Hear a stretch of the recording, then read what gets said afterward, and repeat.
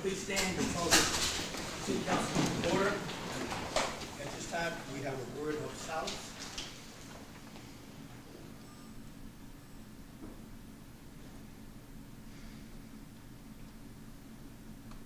Thank you. We'll ask Councilwoman Willow Hambrick if she would lead us in the pledge. I pledge allegiance to the flag of the United States of America and to the republic for which it stands, one nation, under God, indivisible, with liberty and justice for all. Thank you. You can be seated.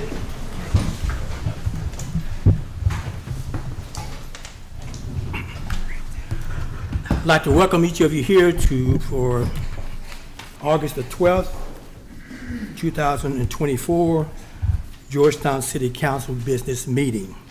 And I want to remind you, please conduct yourself in the correct attitude and also decorum, so we're able to conduct this business meeting in a professional manner.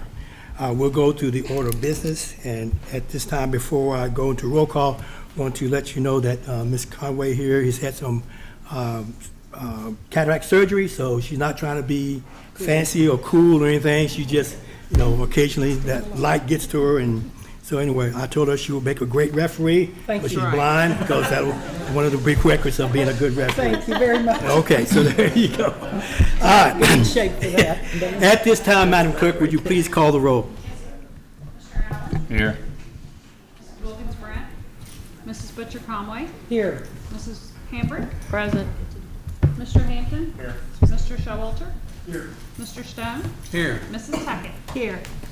Thank you. I need a motion to accept the minutes from the last meeting. Motion, Mayor. Motion made by Ms. Tackett. Do I have a second? Second. Second made by Ms. Hambrick. Are there further questions and or comments? All those in favor of the motion signify by saying aye. Aye. Those opposed say likewise. Let the record reflect the motion pass. You should have received through your packet the receipt of check registry. If you have received those, please raise your hand. Let the record reflect that all council members received that. Next, at this time, we have public comments. At this time, we remind you, on public comments, you will have 4 minutes to state what you want to bring to council. Once again, this is not a question and answer session. At that time, when you get near the 4-minute mark or close to it, Madam Clerk will alert you at that time, and at the end of that 4 minutes, she will alert you again. We ask that you please at that time to finish up and take your seat, so we can be respectful of everybody else that wants to come and bring their business to or concerns to this council. First, we have Mr. Vincent Morris, and he wants to talk about board commissions and regional economic development.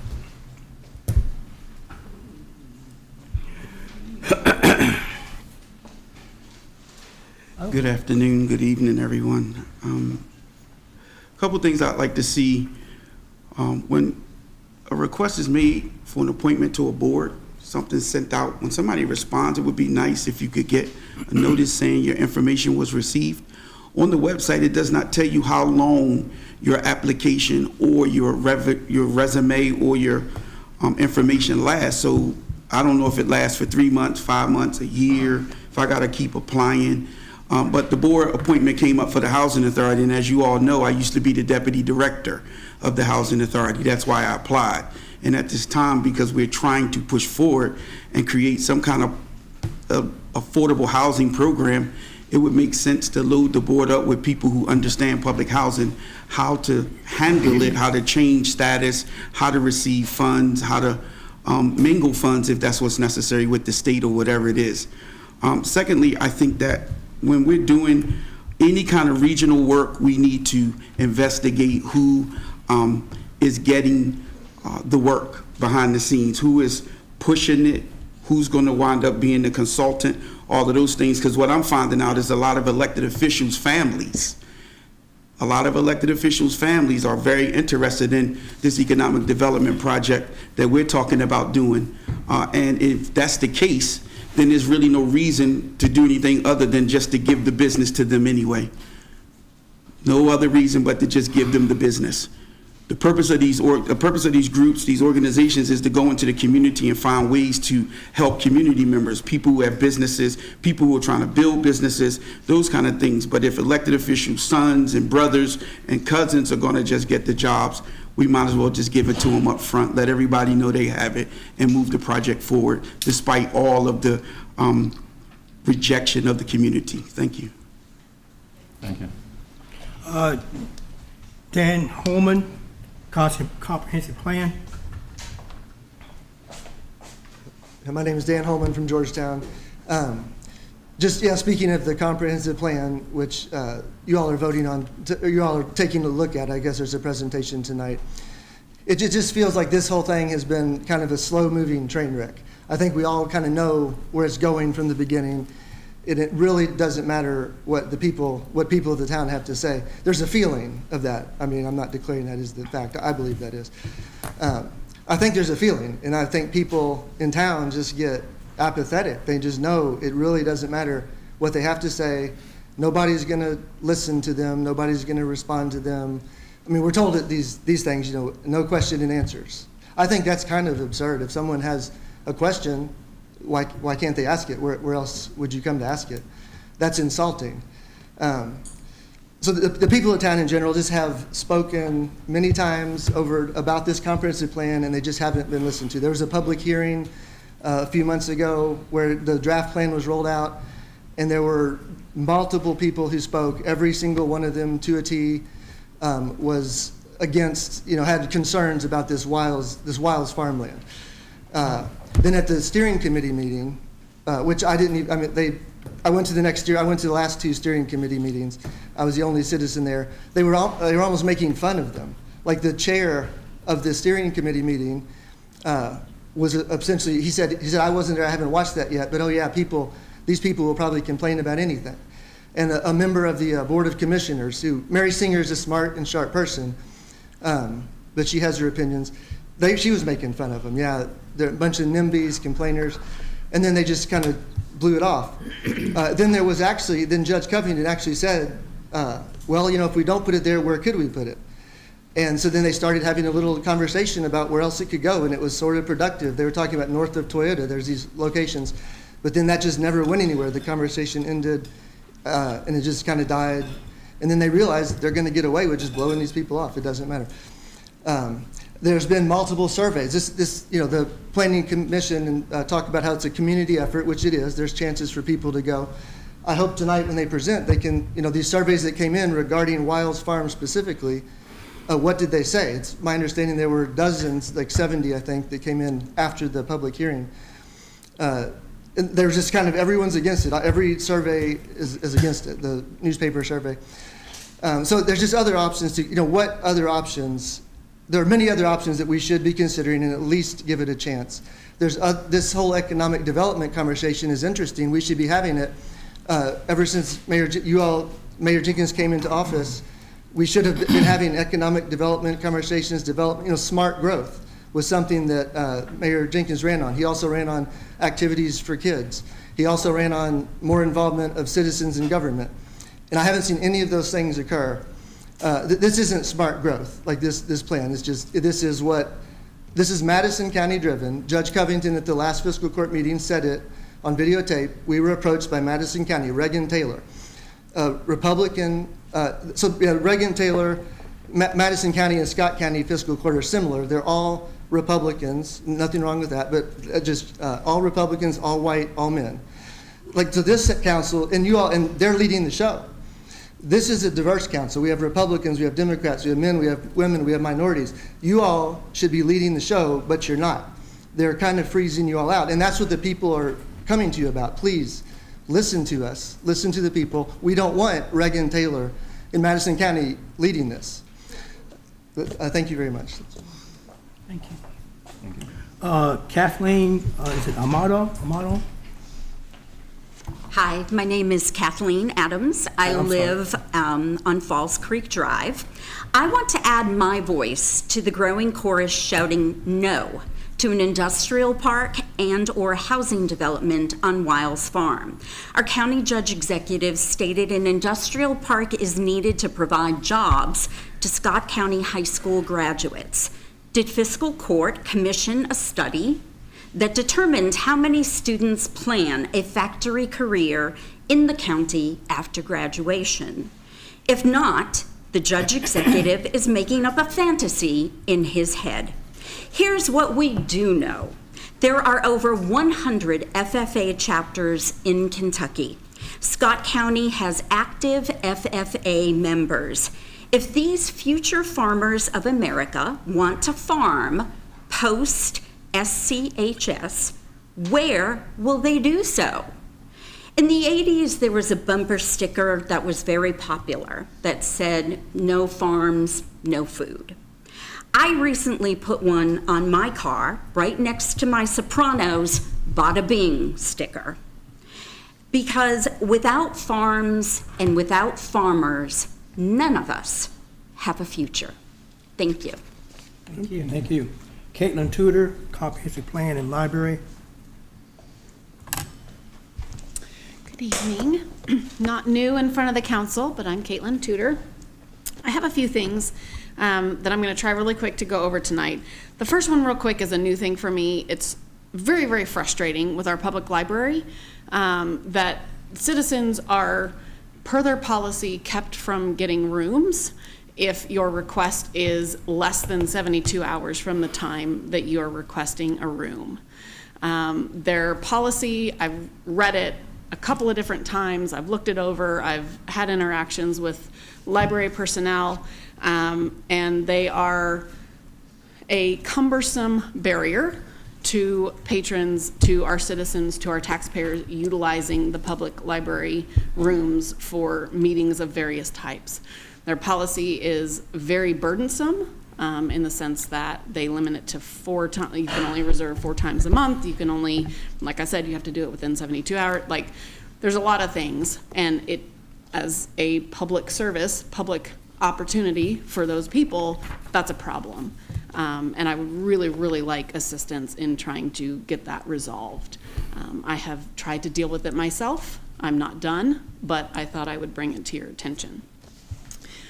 On to more large things. As many people have repeatedly over several months been stating, many citizens in this community are not okay with, 1, the comprehensive plan as it currently stands, 2, the idea and the concept and the continued push for the regional industrial plan. I've talked to a lot of different people, not just citizens, not just local government. I've talked to a lot of different people, and there are some very serious concerns that continue to reoccur and be brought up. One of which is the concept that, you know, we were asked to put input in on the comprehensive plan. That input was provided. Those bullet points were presented, and they were 100% ignored. They were not mandated into the comprehensive plan. That's a problem. That's the citizens of the community speaking, making their voices heard, making recommendations, those recommendations being presented, and then 100% being ignored. That needs to be resolved. If you're going to approve something, it needs to be contingent on at least those 4 bullet points being included in the comprehensive plan. The next thing is, I think the first city council meeting in July is when we really first found out about what the regional industrial plan was about. There was a very extensive legal, thank you, Devin, regarding what the legal background for this regional industrial plan was. The problem is there's this caveat about the governing entity over the regional industrial plan that is still pretty non-transparent. And I'm urging, I'm telling you, people need to understand what safeguards are actually going to be put in place before this is blanketly approved as to who is going to make sure that the governing entity keeps its checks and balances in place. Who is ultimately going to make sure that they aren't overstepping their zoning bounds? Who is going to make sure that they aren't allowing industrial things into our community that aren't safe, that aren't a good idea? Who is ultimately keeping them in check? The last thing is, okay, thank you. Thank you. Is it Capra, first name? John, thank you.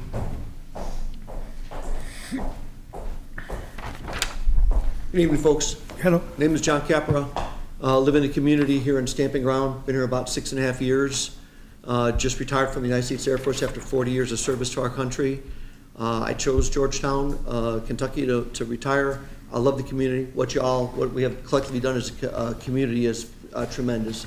Love being here. Great place to raise a family. I mean, unfortunately, my kids are a little older now, so they're not going to your schools and stuff, but really happy to see what's going on. Last duty assignment I spent in Milwaukee, Wisconsin at the 128th Area Fueling Wing. There was a community there called Kenosha, Wisconsin, Kenosha, Racine. A good friend of mine, Governor Scott Walker, he was a governor at the time. And we put together a plan that was as our state, I mean, we vote for this, so it's what we get. It's called Wisconsin Valley. It was great. We were going to buy up all this farmland and we're going to turn this farmland, we were basically going to compete with Silicon Valley, and it was going to really put Kenosha, Wisconsin, Racine, Wisconsin on the map. So I watched a lot of my friends lose their farms and, basically bulldoze it over and turn it into a big flat void to get ready for a lot of concrete and buildings, and the plan kind of fell through. A lot of tax dollars got invested in it. A lot of folks got displaced. A lot of people who lived in a rural community found themselves now in a more industrial or urban retail type community. We've got a vacant, look it up, look up Foxconn Valley, look up Kenosha, Wisconsin, you'll see some of the challenges. So I would ask, before you move ahead with approving, the plan on the Wiles Farm, I would ask you to take a pause, put the vote out to the community, let us vote on it. If the community wants it, let them vote for it.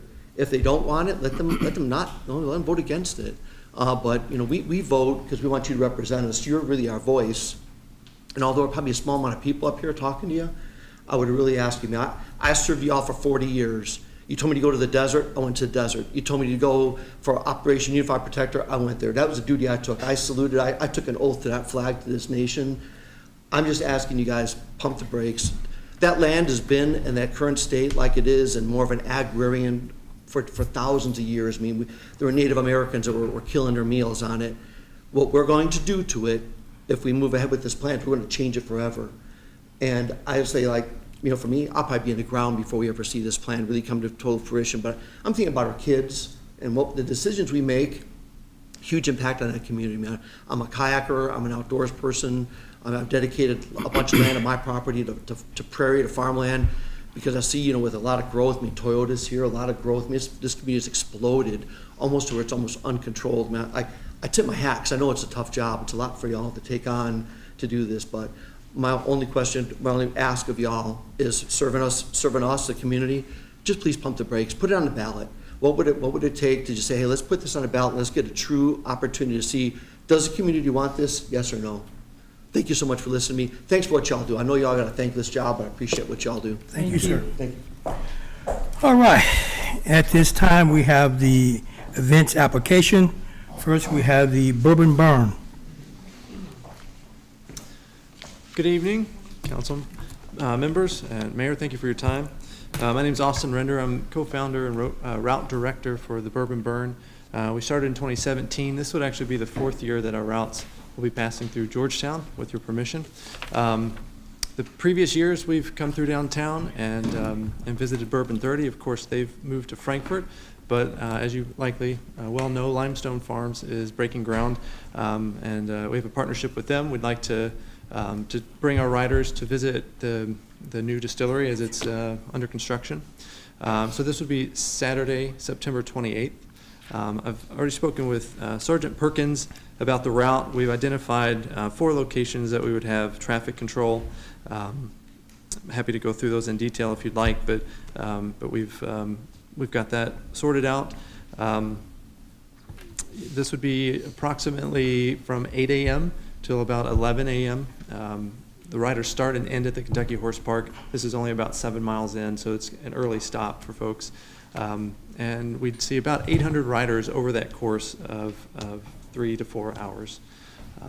So very similar route, except that we'd be coming in from Paynes Depot, heading to Limestone Farm, crossing the bypass, and then making our way to downtown.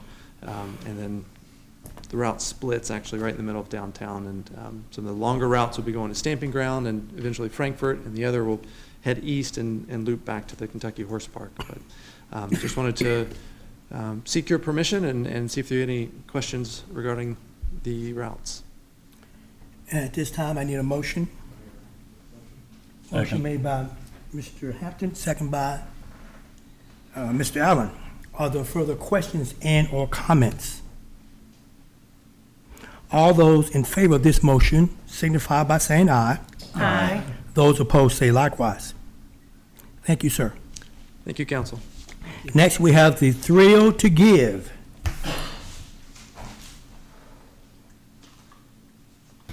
He's not here?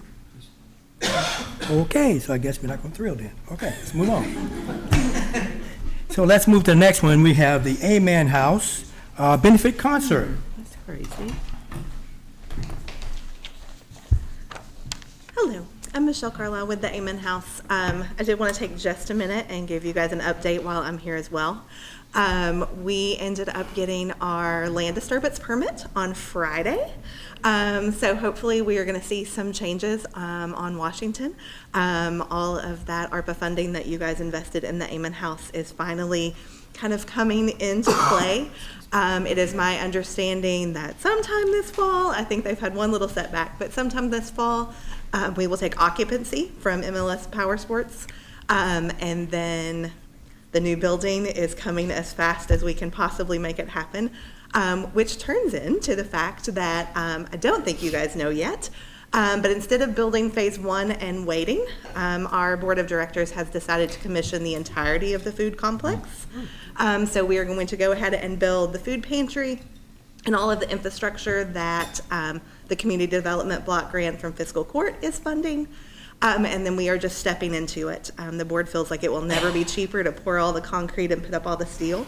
So we're going to go ahead and finish out the shell of that building at least, which kind of comes to why I stand before you. We don't have enough money to do all of this. So we had some musicians in town ask if we would like to allow them to have a benefit concert for the Amen House. And I just told them I needed $1 million if they could pull that off.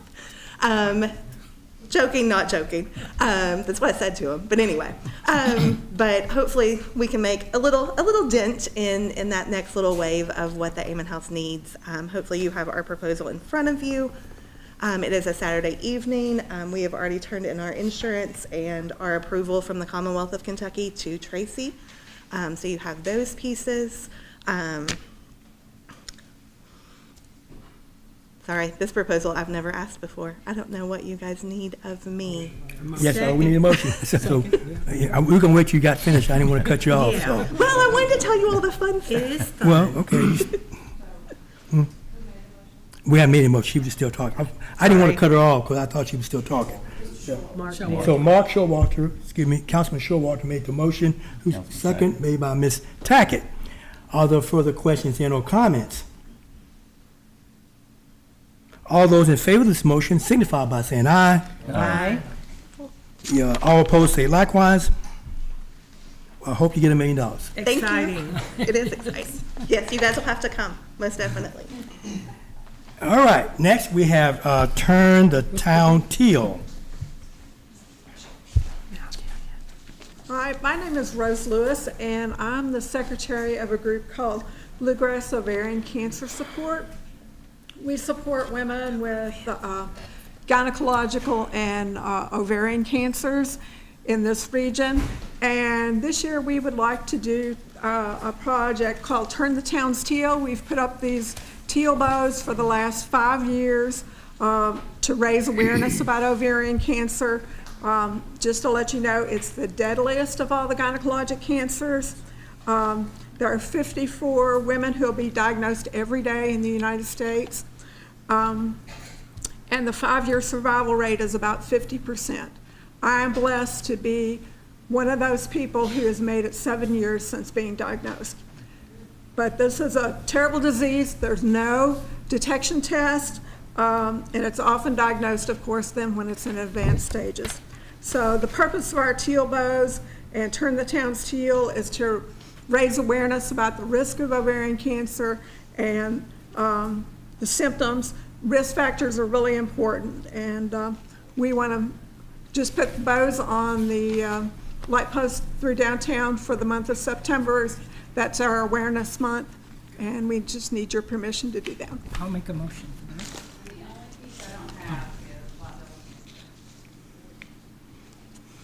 Well, a motion based on getting liability insurance.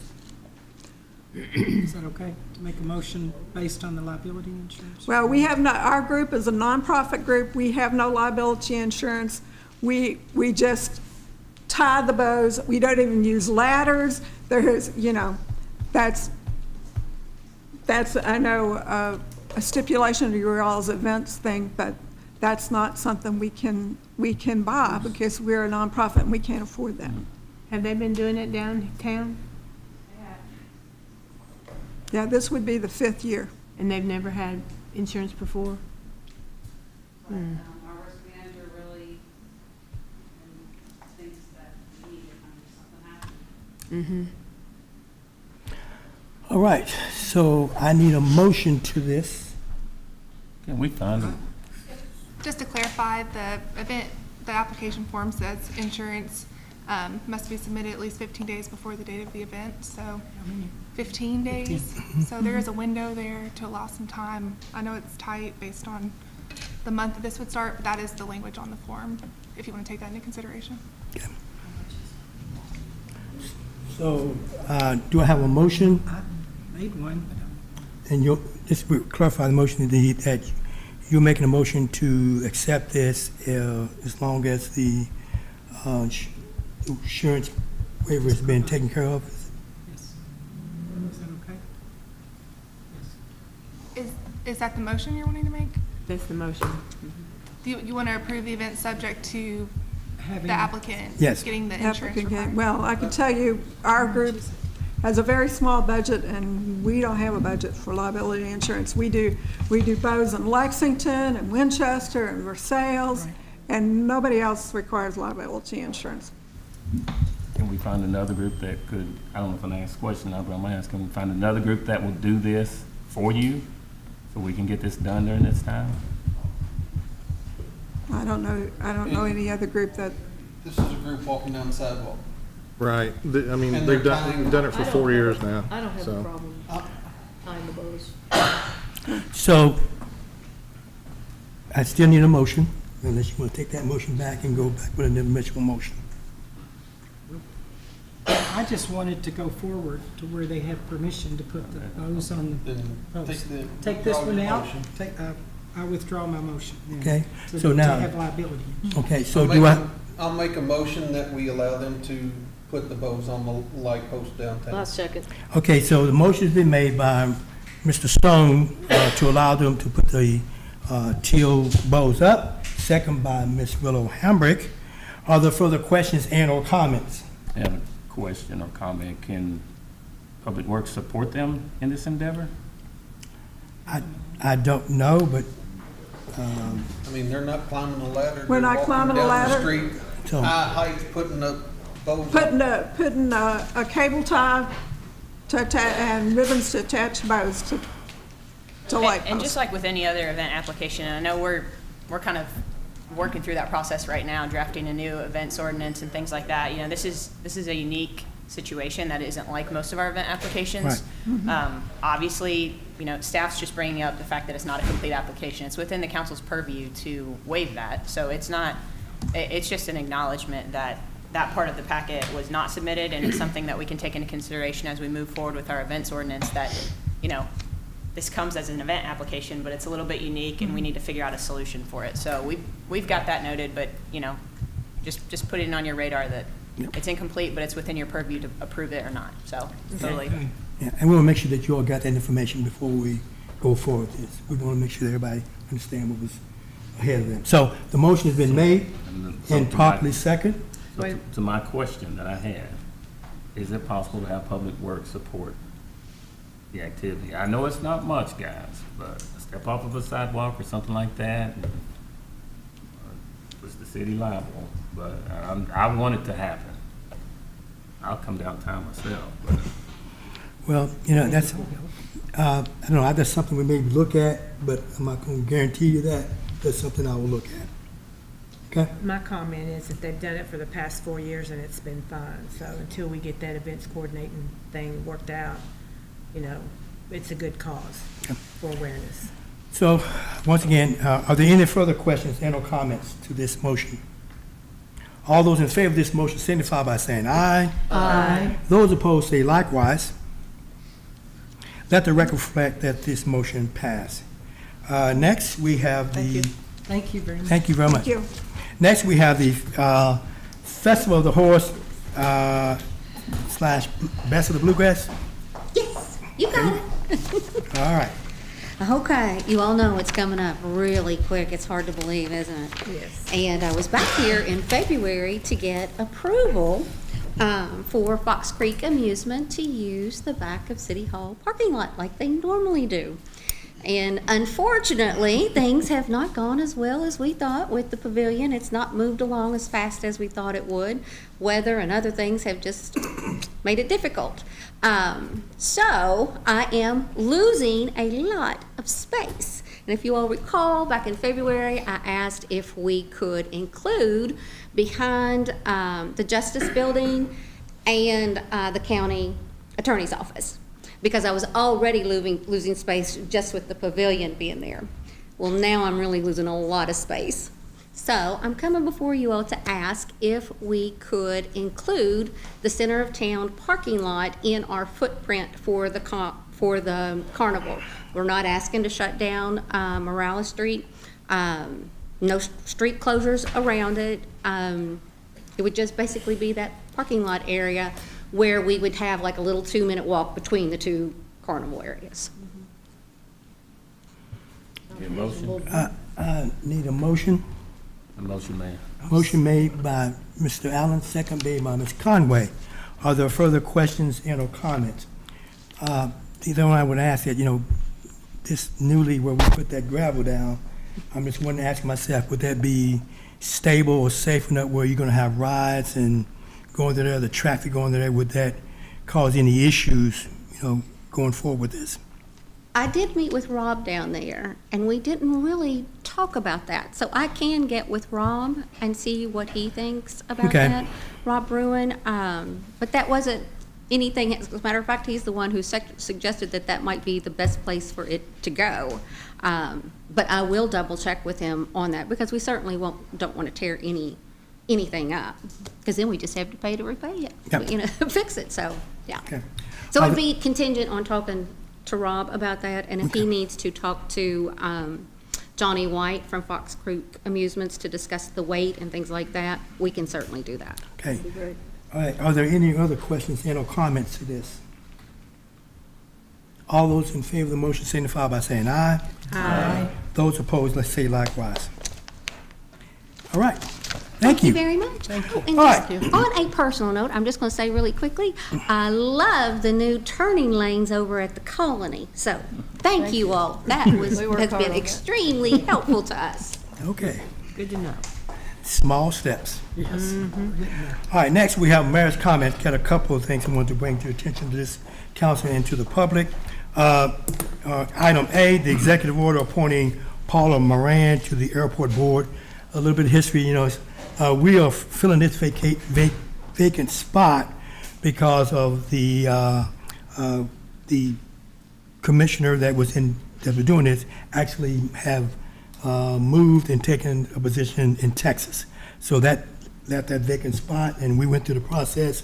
So I sent to the council, we sent that in the packet, and so I need a motion to accept the recommendation. I make a motion to accept. Motion made by Ms. Tack. Are there a second by Ms. Willow Hambrick? Are there further questions and or comments?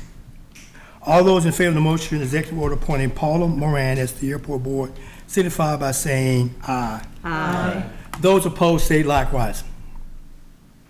Let the record reflect that the motion passed. Just want to give you some general updates as to the regional economic development, and this is just some updates that has occurred from on July 22nd up to where we are now. So one is that Scott County Fiscal Court has extended a option to purchase for 6 months. So that is something new that was not presented at that time. And our webpage is up, and thanks to Sarah James for working hard to get that in play. And to get to that, just go to www.georgetownky.gov. And once you get on that, if you will click on the regional economic portion, it will, when you click on that, you will see some information. It will also give you the presentation that was made earlier in the year, and also some of the common questions that was asked by this council, as well as you and the public. And so that's up and running now, and we plan to use this form to add any new updates onto that form. Just want to remind you what the objective is in doing this is to provide you with real, up-to-date facts, because that's what everybody wants to hear. What are the facts, and it's up-to-date? And that's what we're trying to do here. We're not trying to hide off anything. We'll just, when we get information, we're going to try to bring it to you in a concise and a timely manner. Also, and last but not least, to bring you update next step actions. So as we complete one phase or whatever we have to do, we're going to tell you what's going on next, and so that this public will know. And of course, once again, we'll get that to you on the this website and some other information as our form and going forward. All right, and next thing to let you know that we're going to continue to work with our regional partners as to this interlocal agreement and as to what the fine-tuned parts of it are, making sure that we're doing everything in the right steps and in the right order. On a note, school starts Wednesday. You know, for most parents, that'll be a day of, for the new mothers and all them who are putting their kids in school for the first time and putting their kids off their legs as they put them to teachers. Want to remind you to be patient. Please remember the traffic laws when you're behind a bus, to be cognizant of that, be cognizant of kids as we go out at that time, because it's a big event. Also, on a bright note here, and I don't know if you all read this or seen this, that Georgetown was in the top 50 in the country as the best place to live. We were ranked 40th, and it was done by a series of different parameters, such as healthcare, education, affordability, resource for seniors, and others. So that's a big deal. Mm-hmm. And they found out you're the 40th in the country as for having a good place for families to live. And speaking of schools, if you have not been out to Scott County High School, I had the pleasure of being out there last week when they had the ribbon cutting for the first freshman class to come through there. It is a sight. I have been around this state and I've been around the country. I'm telling you, you look at these two facilities and the educational and athletic opportunities that these students are going to get in this county, you can't find this in most college campuses and anywhere else. So hats off to this, and it's a big event, it's a big deal, and I am so thankful to be part of a city that is not only trying to do the right thing, but also putting education first and giving our students who are going to be the future of this place when all of us are long gone and they're running this place. So we hopefully that will give them a good, solid foundation of things that they can grow on. That's hopefully we're able to do. All right, let me make sure I got everything here. A couple other notes here to bring to your attention. We have been doing update on the city lot, Broadway and Clayton. Staff has been working with Team Fissel for ending date as according to the contract we have. And we'll get that to you as we progress on that. The development impact presentation from Stetcher Bias will be September 23rd council meeting. So they'll be coming to this council and give you some information on that.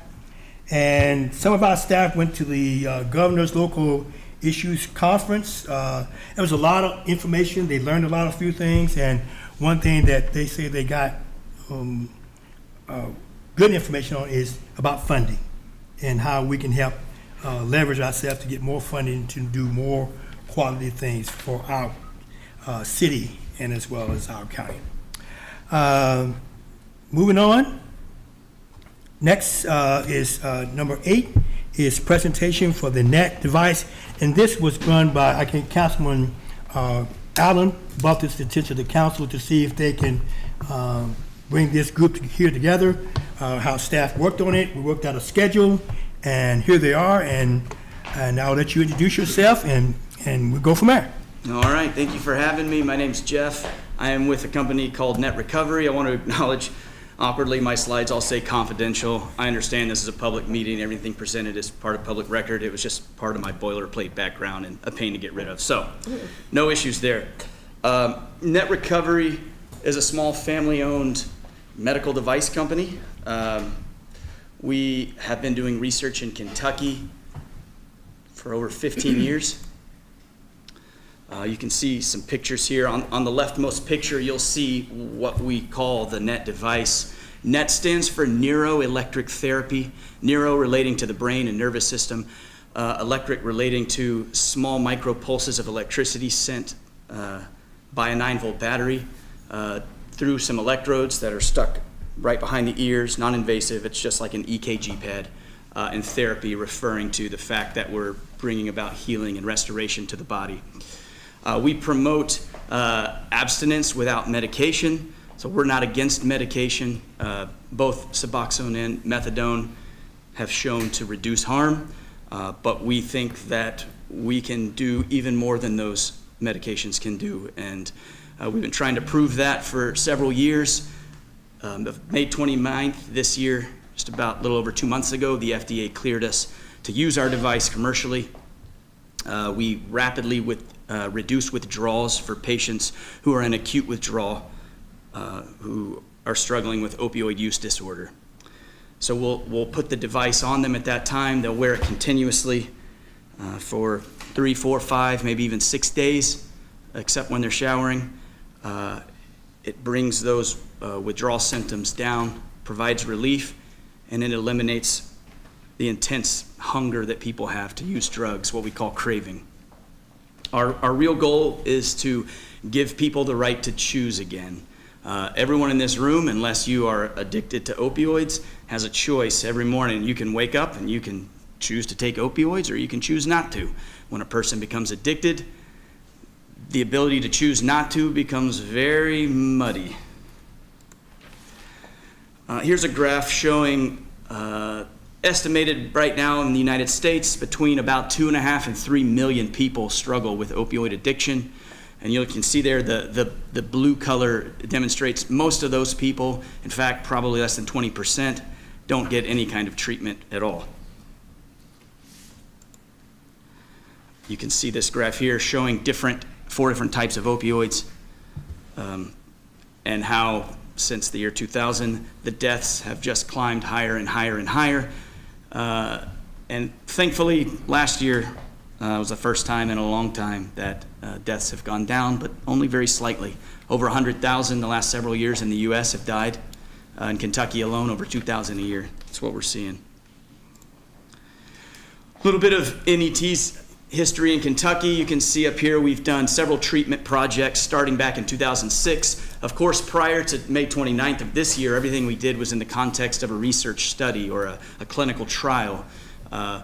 there's safeguards and there's controls. You have to have an overseeing third-party body oversee for ethics reasons and safety reasons. You can see we did a large study in 2016 with Spalding University, and you can see our pivotal clinical trial. We started in 2021 and finished in 2023 with 108 people. It was randomized, it was controlled, it was double-blinded. The results of the trial, people want to know about side effects. You can see a list of different, they call them adverse device events. Those would be things, did this device cause harm to anyone? Did it cause someone problems? We had 108 people in our study, so you can see 0, 0, 0. No adverse events were caused. An adverse event of special interest, that's something that the FDA says, based on what you're working on and what you're doing, we want you to pay special attention to these couple of things. Those couple of things they gave us were skin irritation from our electrodes and headaches. Out of the 108 people, 0 had any issues with skin irritation and 1 had a problem with a headache. The reason it's not considered a device event is simply because headaches are a common symptom of withdrawals. So it's not clear, did the device cause it, or is it just they were experiencing the pain of withdrawals? The net device is safe.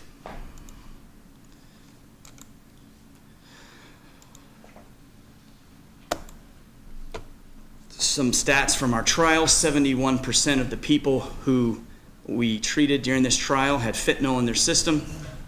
That's important because fentanyl's relatively new on the drug abuse market.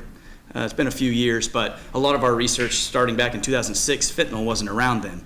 So we were anxious to see what kind of results would we get when dealing with patients who had fentanyl in their system.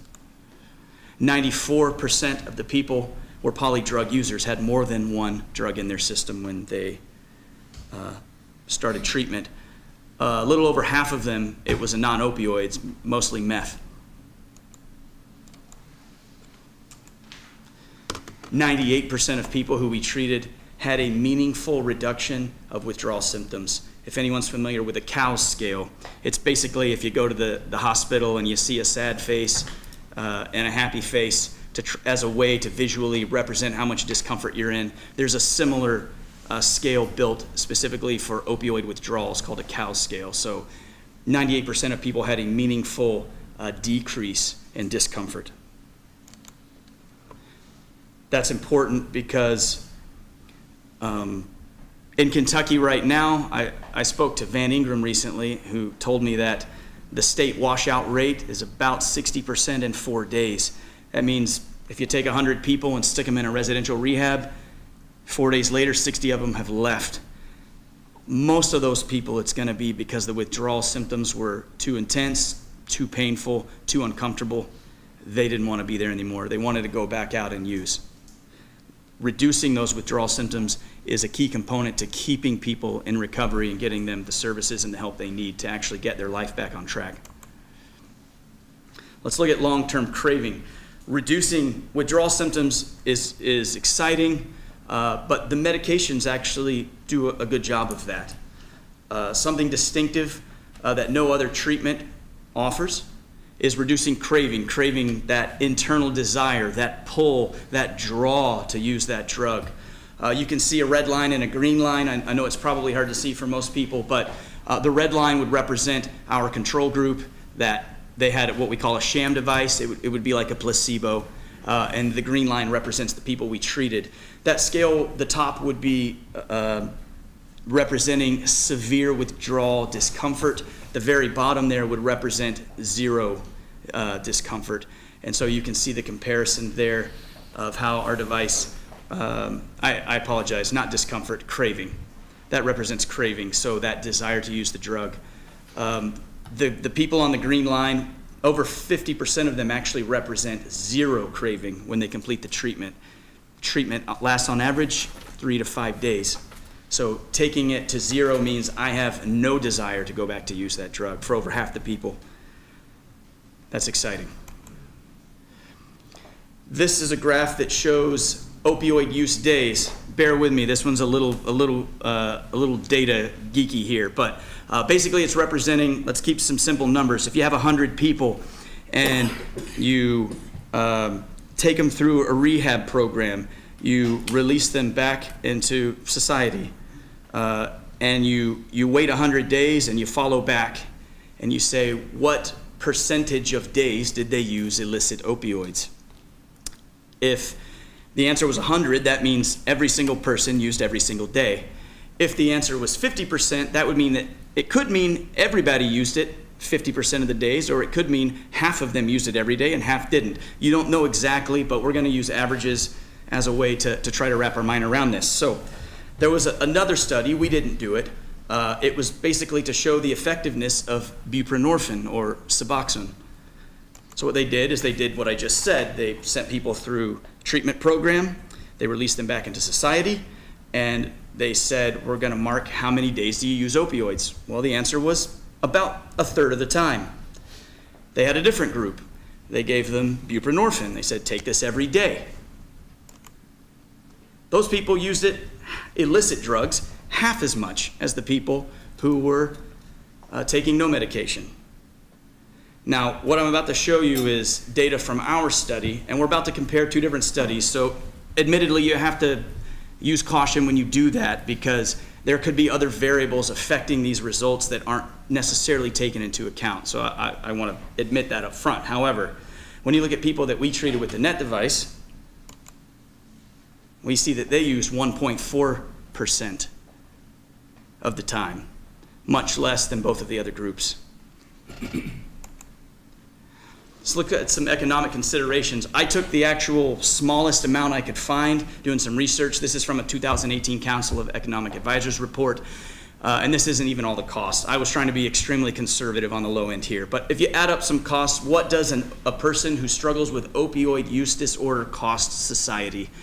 The absolute bare bones smallest amount I could find was over $60,000 per person per year. 85% of, I have a note up there, of people incarcerated, it's related to drugs. Why am I here today telling you this? We spent a long time trying to demonstrate our usefulness and effectiveness to the FDA. They finally cleared us. That was a huge milestone for our company, but we have a new milestone in front of us, and that is to find someone to pay to treat people with this device. We believe that Medicaid will pay for it, and we're starting that process, but that's probably a 2-year process for us. So we could twiddle our thumbs and wait until that's ready and then try to treat as many people as we can, or we have decided alternatively to say we're going to treat as many people as we can now. Let's see how we can pay for it.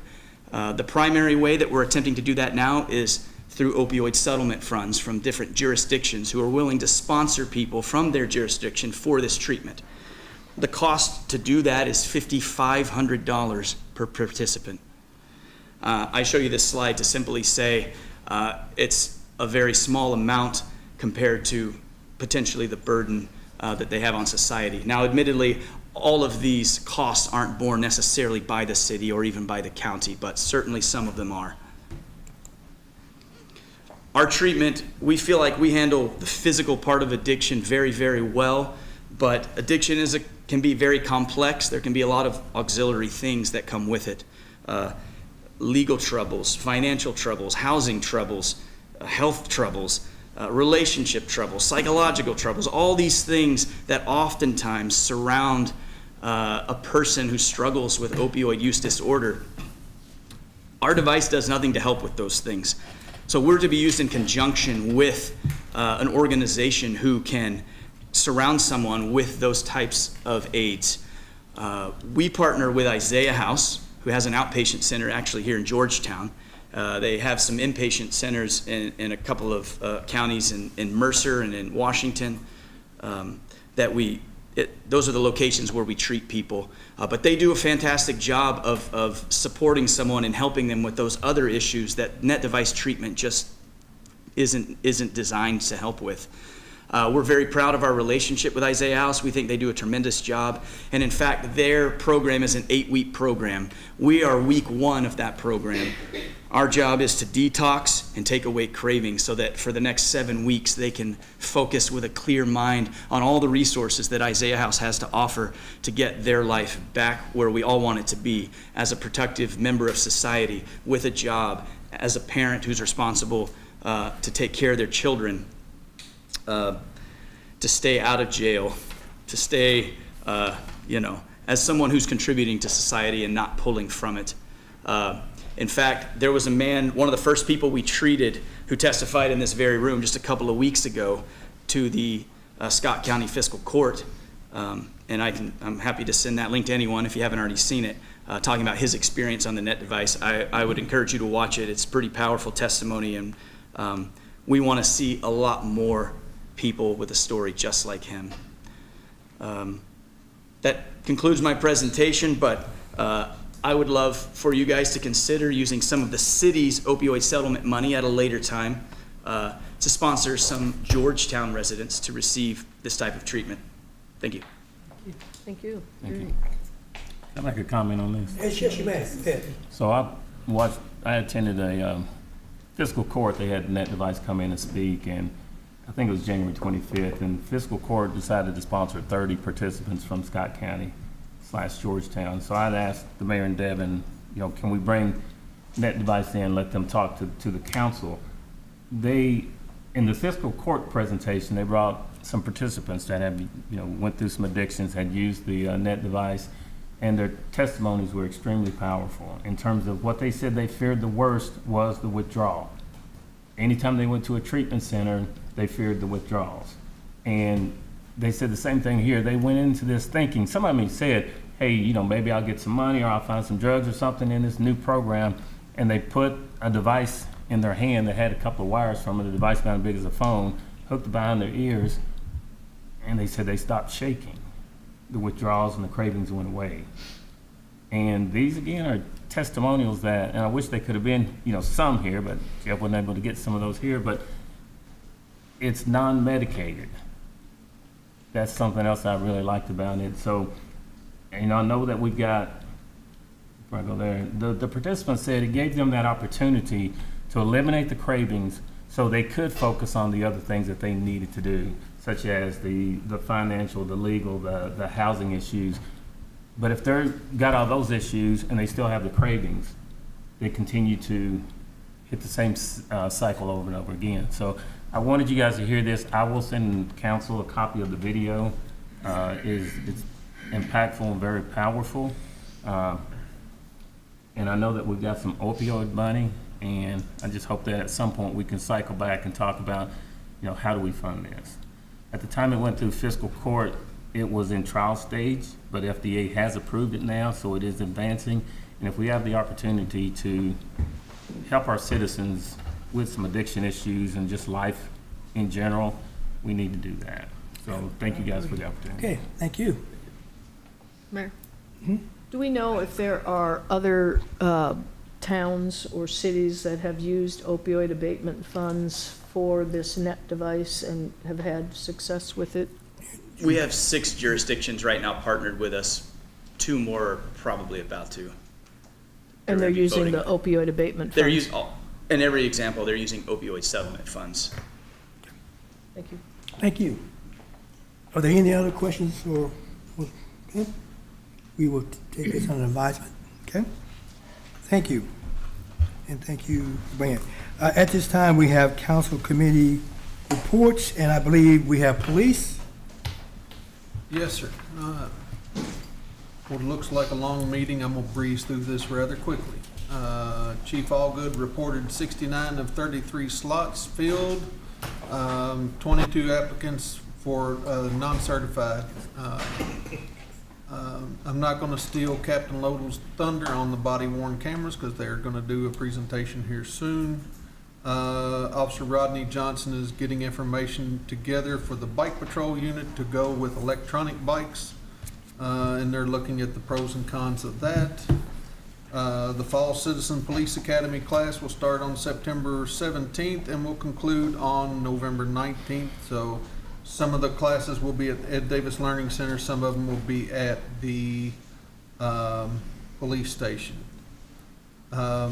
We discussed the special events ordinance, still in a draft form. Some of the items that were discussed were limiting the closures of main streets, allowing events at city parking lot, and even recommending that they contact Parks and Rec to take them to the county park, Brooking Park, as well. One of the things that we did talk about was the implementation of an administrative fee and a required deposit for any extra work from the city, be it public works, police, barricades, whatever. We went into general discussion. We did get a very brief discussion on the incident with K9 Rex. The police can't speak on a whole lot of that because it is currently an open investigation, and nothing to report at this time due to the open investigation. Megan Miller and Emily Buttram will be going through all the departments on the progressive disciplinary process, and that there was an extra request for extra patrol in the evening and nighttime hours in the peninsula due to vehicles being broken into and items being stolen. We adjourn from there. Thank you. I believe that was the only, was there another one that we missed? Oh, we had fire.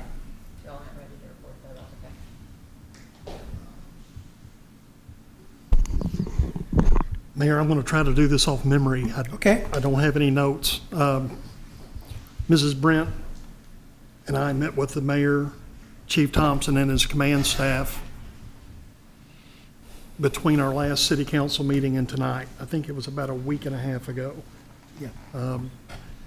And it wasn't a long meeting, but we just went over some numbers, which was kind of surprised but yet shocked to hear. At the present time, I believe I know Chief Thompson's not here tonight. We have 8 openings, That's the agenda. or 8 retirements. And as of about a week and a half ago, we had slightly over 100 applications for those 8 positions. Yes. Wow. Great. That expressed interest. And then, Mayor, I believe it was 55 or 56 of that total actually showed up for the written test, which was about 50%. It was a very, I think Mrs. Brent asked the question to Chief Thompson. It was a very diverse group of applicants.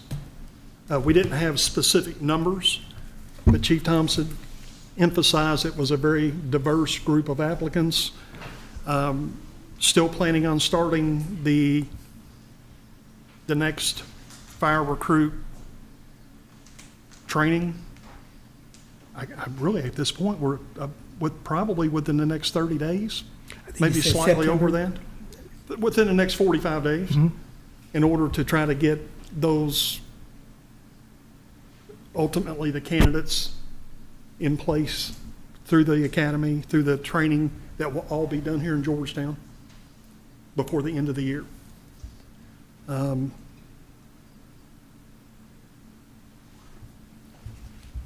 think that was pretty much it in a nutshell.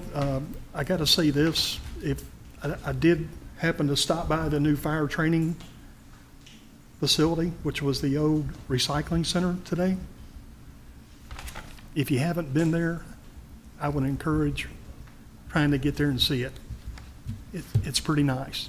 You would never know that used to be a recycling center. It's pretty impressive. So that's it, Mayor.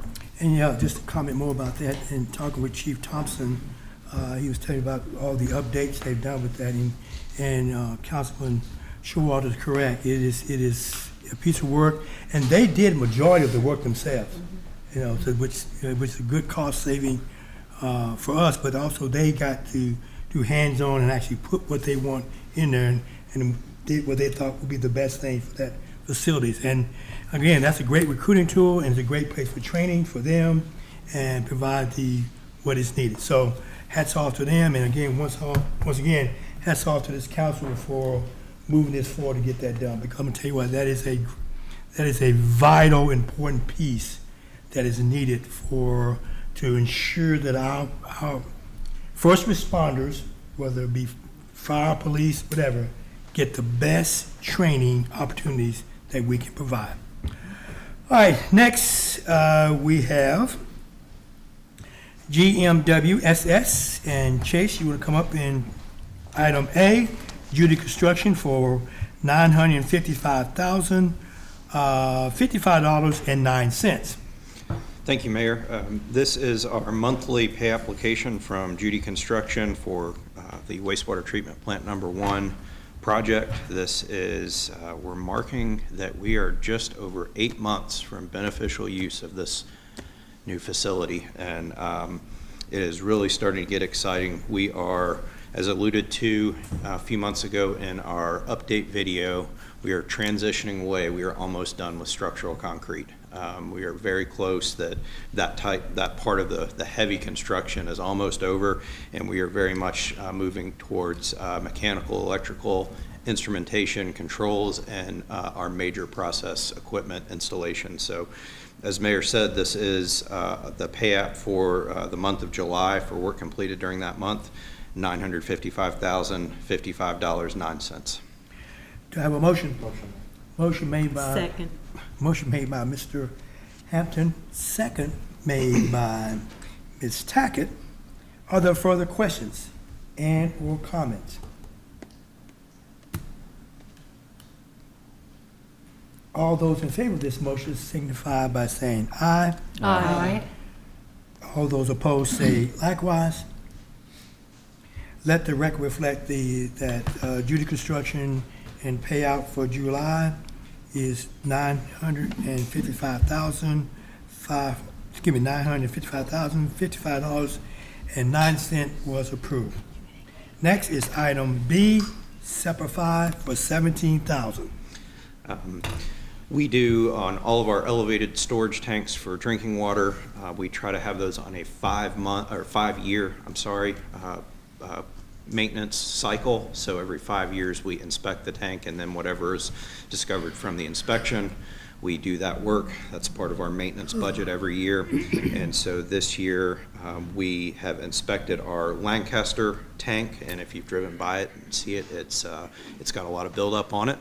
However, the inspection said everything is in good shape. We just need to clean it. So this is a bid that we took for pressure washing the tank, get all that black grime off the tank, get it looking good again from where we painted it previously the last time around. So this is for Simplify. They've done this work for us on other tanks. We are confident in their ability to do the work, and we'd like to have your approval to move forward with this.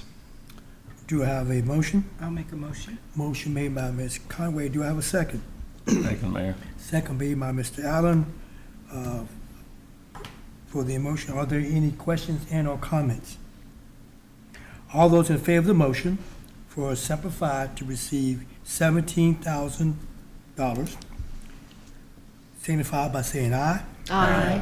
Those opposed say likewise. Let the record reflect that this motion passed. Item C is Lovo Systems for $19,950.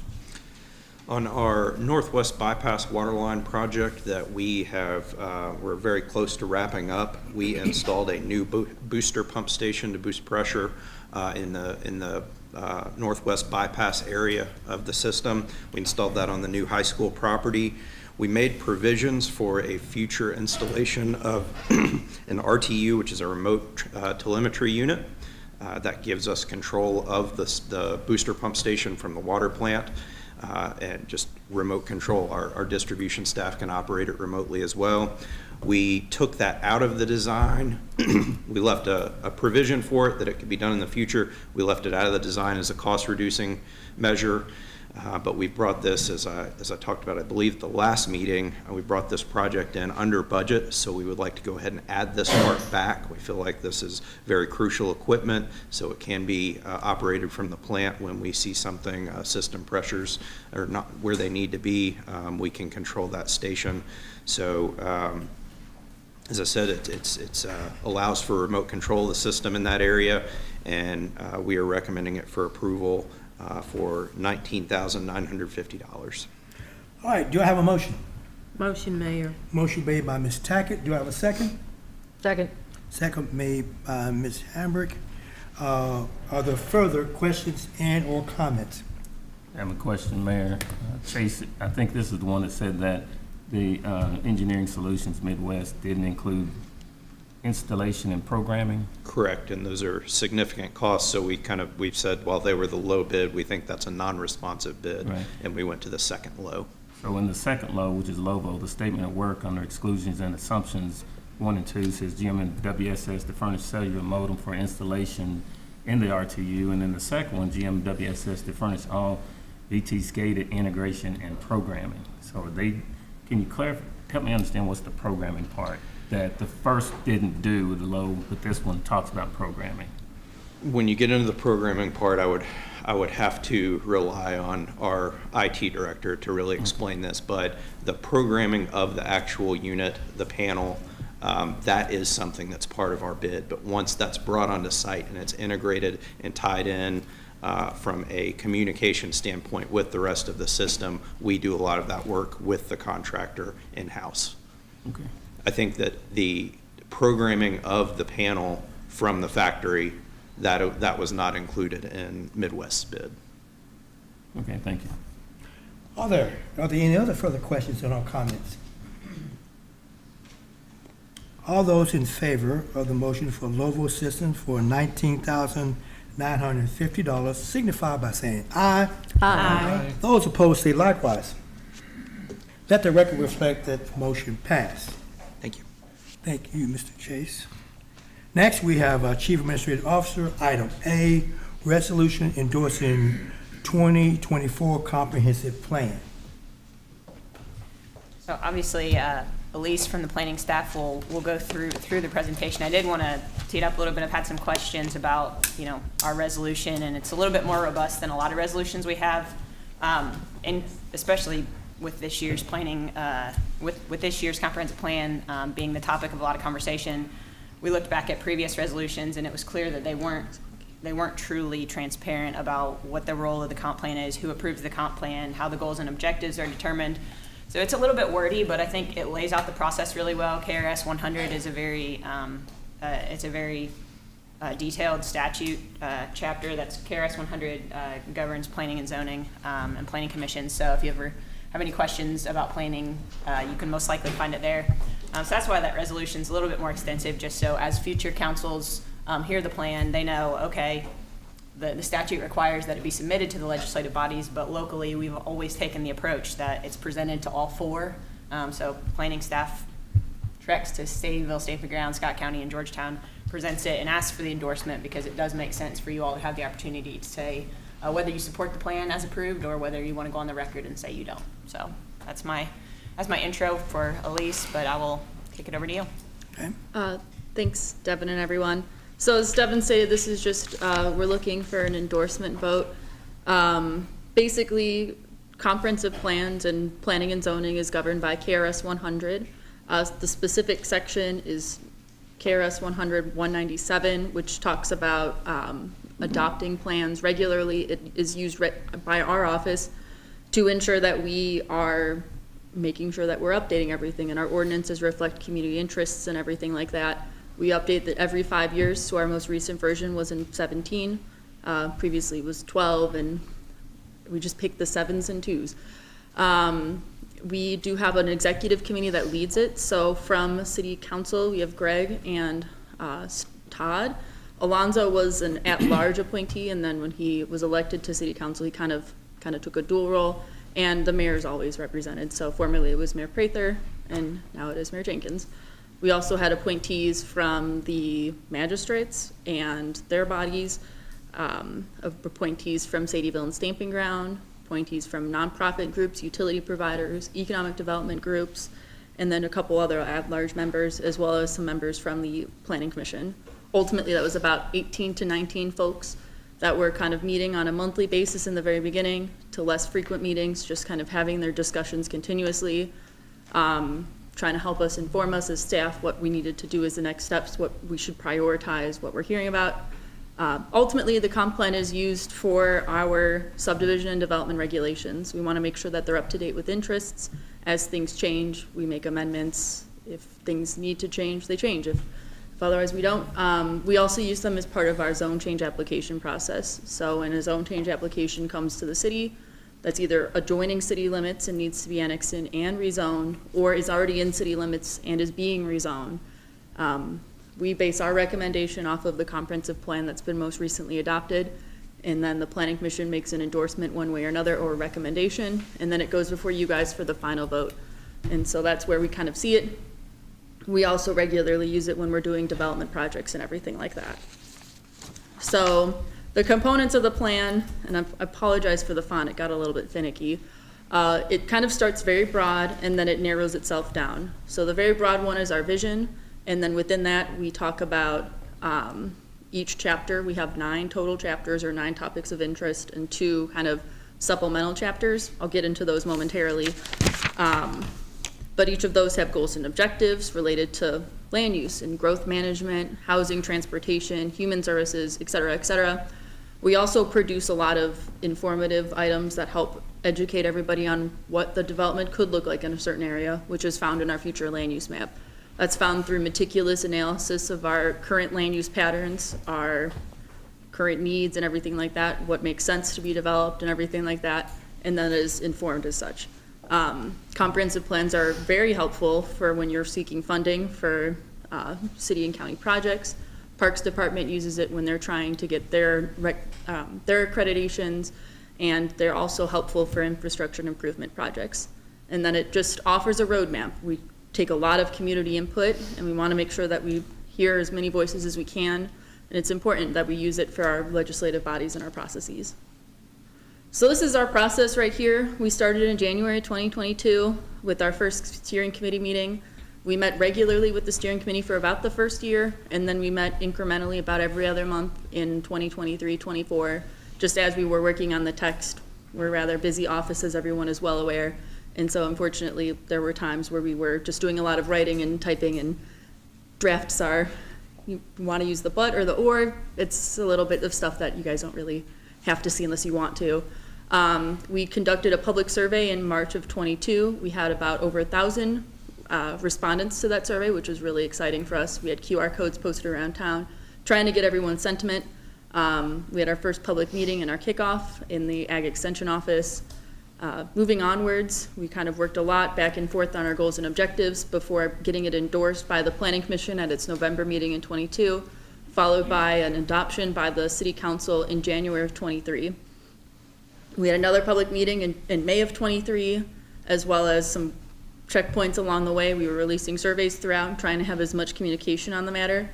And then in April of 24, so jumping ahead of almost a year, we had another public hearing with the Planning Commission talking about where we were on the process, how things were going, what we were looking at, what our proposals were kind of preliminarily. In May of 24, we were very excited to publish our plan online. You can go to our website. You can also go to the city's website on their handy dandy economic development page, and you can see everything. We were really proud and excited to have an online version that people could view early. Previous plans didn't have those things. We had PDFs, and that was pretty much it. But with the meticulous work of Whitley and Jay, who are our GIS guys, they worked their absolute butts off trying to get our maps up to date, our language up to date. We were able to make a full plan available online that people could click through as they were interested and kind of zoom in, zoom out, see what's going on, see where we're kind of going. In July of 24, we did have a steering committee endorsement, so our larger 18 and 19 person body did endorse the plan before going to the Planning Commission for public hearing and adoption. So with that, the comprehensive plan is in play at this point, as Devin had stated, so we do take it to everybody to get their endorsement and everything like that, but it is also in play. There are 11 chapters, as I mentioned before. 2 of them kind of set context and implementation, and then there's 9 topic-related chapters. Each chapter keeps a pretty consistent theme throughout of let's talk about our values, let's talk about our mission and fundamental principles, where we are as a community in the specific topic, our goals and objectives pertaining to that element, and if there were any additional features, we kind of put stuff forward like that. Before I kind of move forward, does anyone have any questions on that process? I have a couple of breakpoints in here for you guys to process, fire off questions as they come up, and then everything like that. But, yes, ma'am. It seems to me, based on what you just showed us, that there were numerous opportunities for public input. Yes, ma'am. How was that public input used in the comprehensive plan's development? We use them as part of our goals and objectives to determine what items should be more focused on and what items were of less interest of the community. We also used it in our trying to compare to previous trends. So we repeated several of our questions from previous surveys in 91 and 17 to see how have preferences changed over time in the 90s to now, which was something that was absolutely invaluable to our work. It also helped a lot with our action items, so creating what should be our priority things, what programs should we facilitate or encourage other offices to facilitate to continue kind of achieving this goal, this grand idea of how we want Scott County to look and what we want Scott County to be like in 2040. So in your opinion, do you feel like based on the public input that was received and dealt with and analyzed, that the comprehensive plan that is being presented to us is a good reflection of the majority of public opinion, or how would you? I think it would be a good representative of public opinion. We worked extensively and tried to have different options and venues for people to engage with us and give feedback. And we collected a significant amount of feedback and everything, and Yeah, that helped us 1,000 is a to lot in the We questionnaire. were very proud. I think that was over 2 times what we had previously gotten. Right. And we would have never been able to get that without our Main Street businesses posting QR codes, having it at the state or at the county fair. We had over 800 people in our mailing list that we would send stuff to that submitted their emails willingly at public meetings or as part of our surveys that we would send updates to saying, hey, this is up and coming, this is what's going on, here's your thing. If it got, unfortunately, sometimes our emails get stuck in junk mail, things get filtered, but we did try our best to get the most information available to the community. I think we did a pretty good job of doing that. Elise? Yes, sir. With the comments that you received, you said received over 1,000. Can you name 1 or 2 top issues people brought up or wanted addressed in the comprehensive plan? A lot of folks were interested in the Greenbelt distinctly and how we were going to prevent growth southward in order to prevent situations similar to how Nicholasville and Lexington are kind of conjoined at the hip.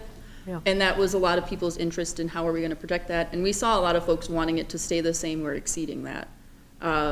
In terms of our other items, we were trying to figure out what characteristics the community should be like. People wanted it safe. They wanted a high quality of life.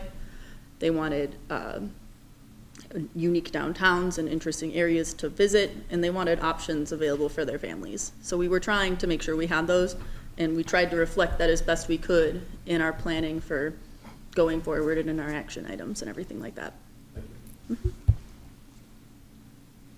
Any other? Yeah, go ahead. Sorry. Go, you good? At least I have several questions. Okay. Are you able to go back two slides or one I'll more? have to ask the tech guy to do that for me.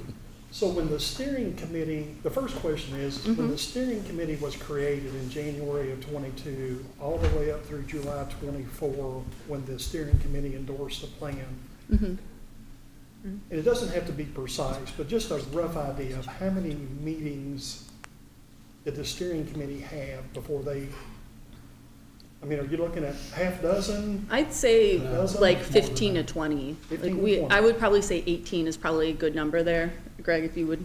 Greg was at most of these ones, so. Yeah, I would agree. I think the first year it was every month. Yeah. And then probably once every 2 months after that. So you're probably looking at at least 18 Yeah, meetings, I 18 to believe. 20, I would say. So roughly about in about a 2.5 year time frame, there was approximately 17, 18, 19 meetings, somewhere in that vicinity. Yeah, somewhere in that range, I would say. And if you go, I want to come back to that one, but Okay. on the public meetings, according, unless I'm reading this wrong, that slide, were there 3 public meetings in that, roughly about that same time frame? So we had 3 like general community meetings. So we had the kickoff, we had the draft goals and objectives one, we had a land use open house, 2, one in Sadieville, 1 in Stamping Ground at least, and then we had the ones in 24, so a couple more than that then. Okay. So I'd say 5 to 7 throughout that process. Usually located in the Ag Extension office. We did have a couple in the library, and we did have open houses in our basement and our office as well, so people could stop by. So would you say at least 5 or 6? Yeah, I'd say at a 5 or minimum? 6, yeah.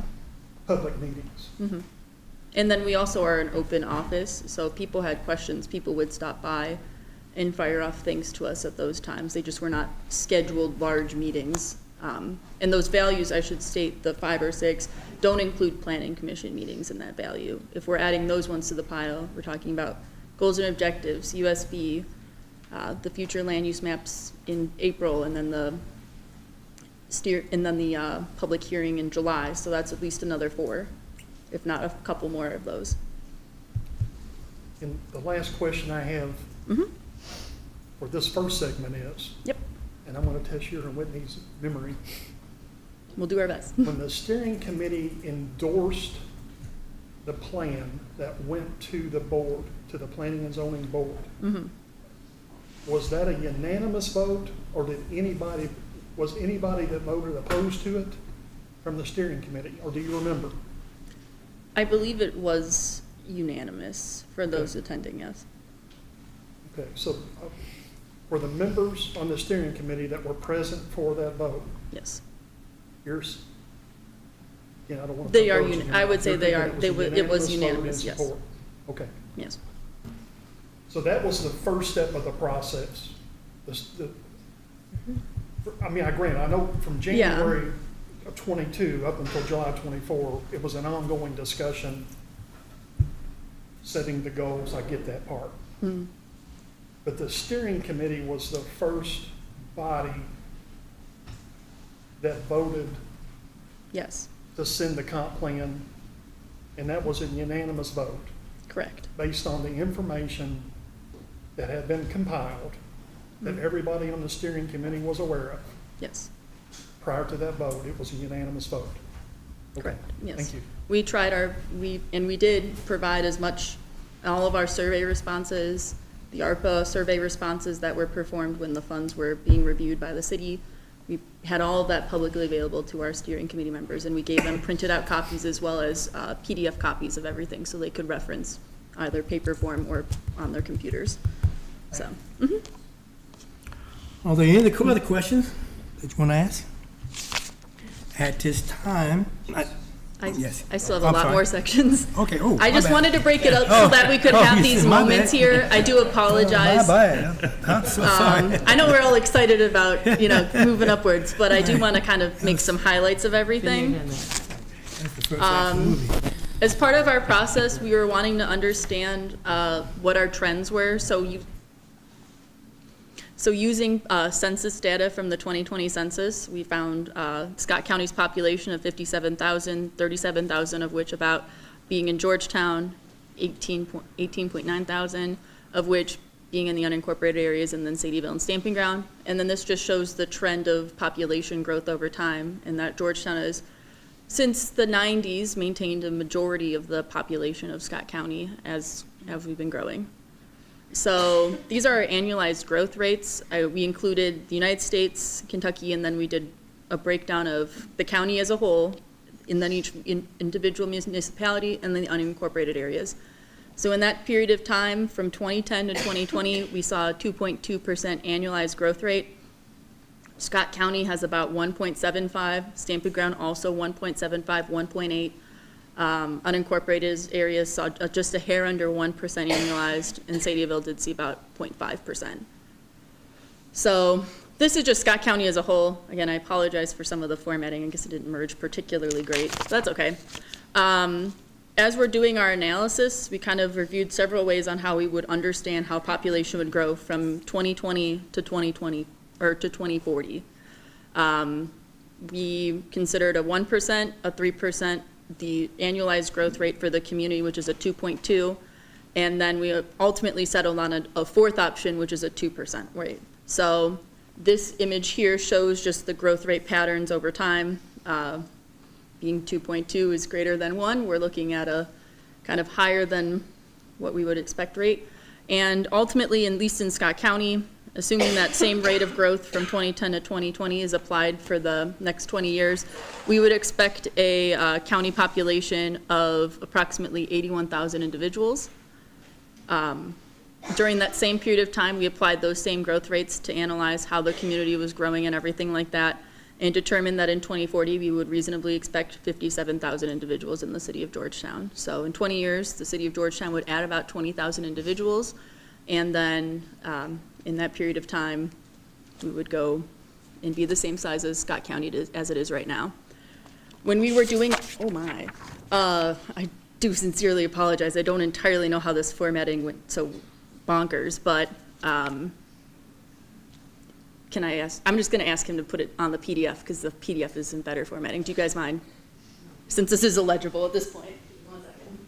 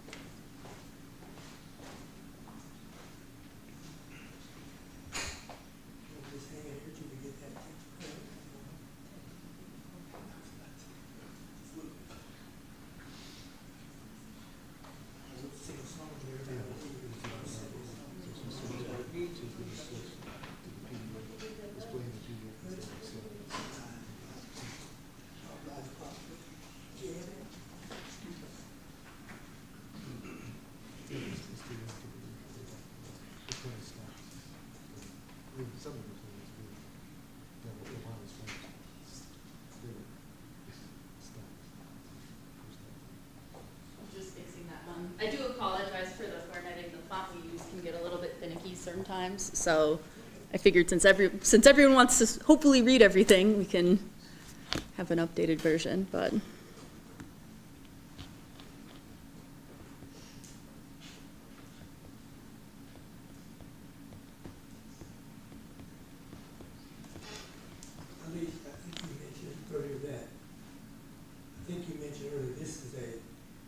update this every 5 years.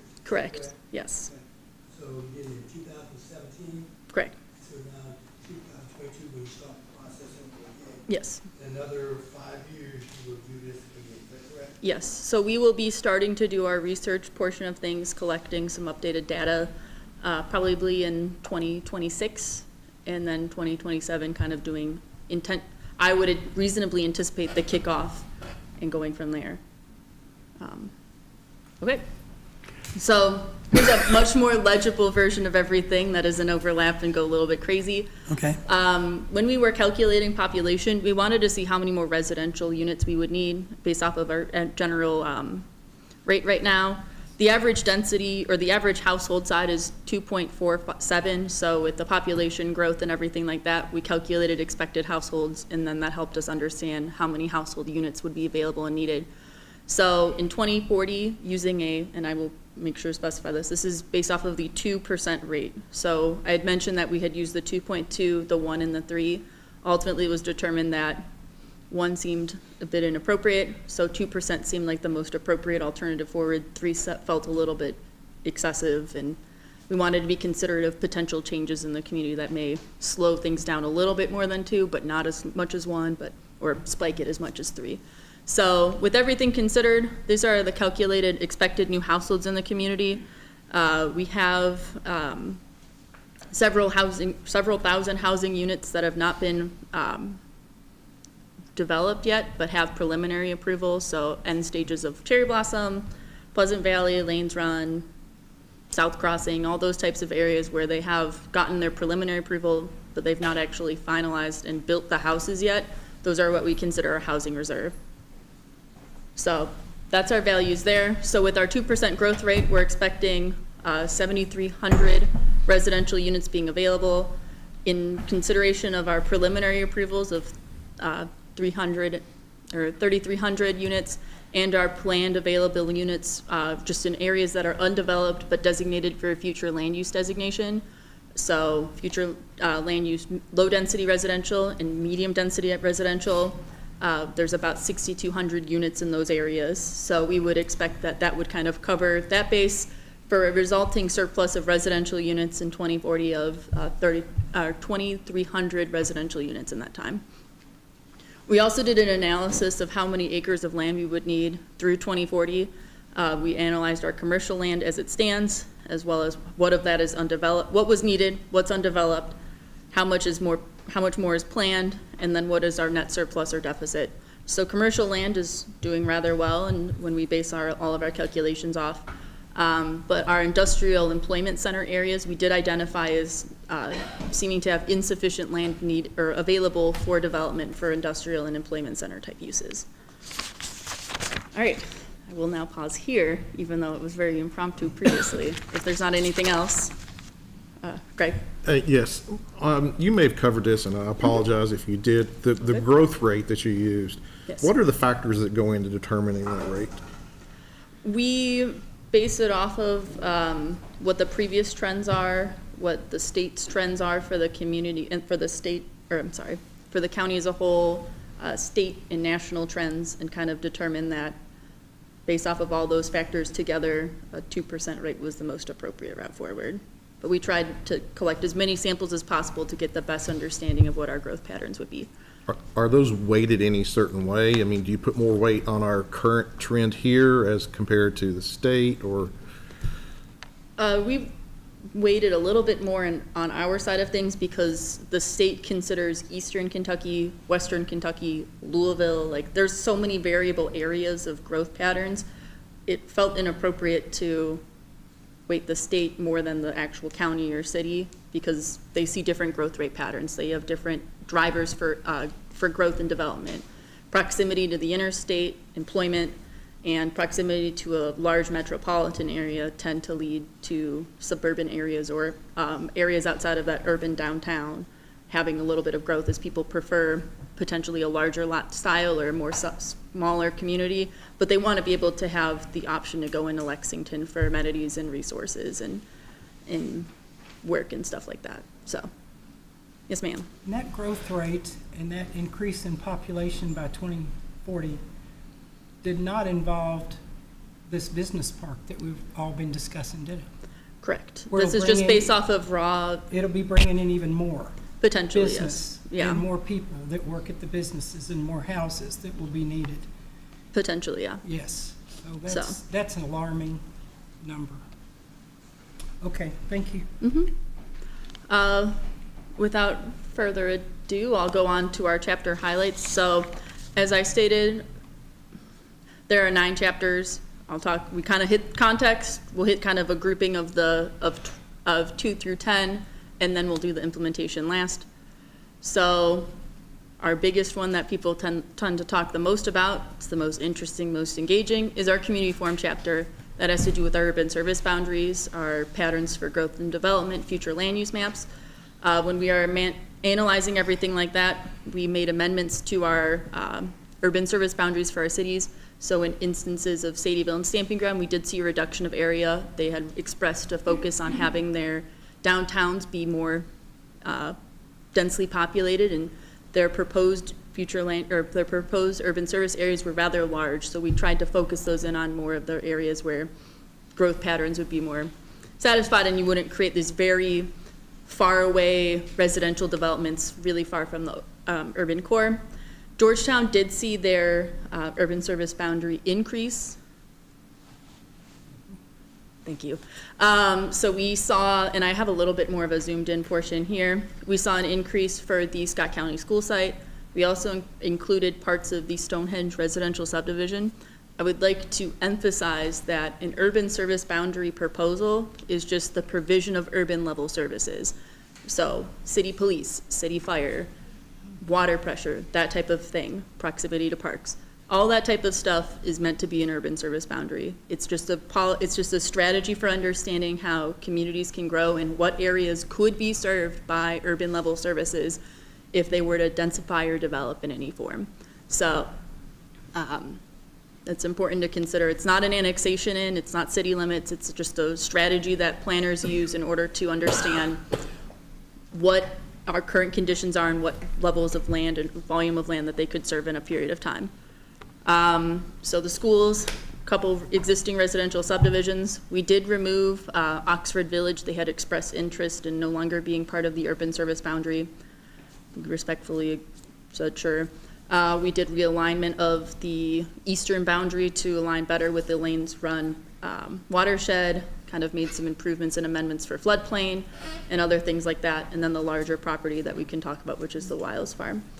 So this is just a little bit more zoomed in here, so you can see Pole Oxford Village, added Stonehenge, the new Scott County Schools, the Wiles Farm and Dunraven Farms, the future phases of Woodland Park. As you move south, we did recommend a proposal that we amend our greenbelt boundary to a more straight line and equitable route. And so that kind of results in some changes along the southern boundary of Georgetown, and then some areas of floodplain and other development were removed from it. So, moving onwards. In terms of our future land use map, because these are pretty tightly tied together, we did make some amendments to how we view land. So previously we had rural residential, urban residential land use categories. We eliminated the rural residential category because it created a ring around the community that was an excellent strategy to have, like that kind of buffering between agricultural and rural and urban level uses. But we wanted to make sure that it didn't kind of stop everything there. So if we needed, for some reason, more schools or another park or more residential areas for folks that were interested in living in our community, it wouldn't just be downtown core, ring of, we'll say 1 acre lots, and then more apartments, where it kind of creates this radial thing that it's not exactly the best use of land use management. So we amended that, instead of favoring a low and medium density residential style, so low being our typical single family residential, and medium being a mix of single family and multifamily or like duplex style homes. We, after viewing the COVID pandemic, we combined the office category into the commercial category.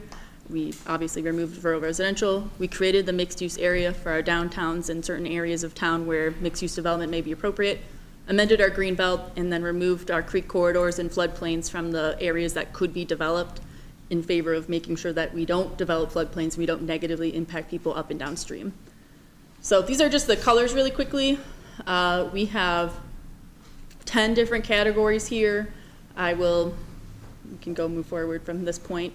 So this is the county as a whole. Pretty much unincorporated areas are established at the agricultural level, and then we kind of go from there. The city is this one here, so the large gray area being Toyota, and the pink area being the Lanes Run Business Park. So it's just a standard system of how we do things. I have 3 slides for this, so it's kind of like high, medium area, and then low, because we're so long. I wanted to make sure that we could see each area individually. Blue is our quasi-public area, so schools, parks, other facilities for public services, Georgetown municipal stuff, they all get a blue establishment. The butter yellow, such as the areas around Cherry Blossom and the Woodland Park and Stonehenge subdivision, that's our low density residential style.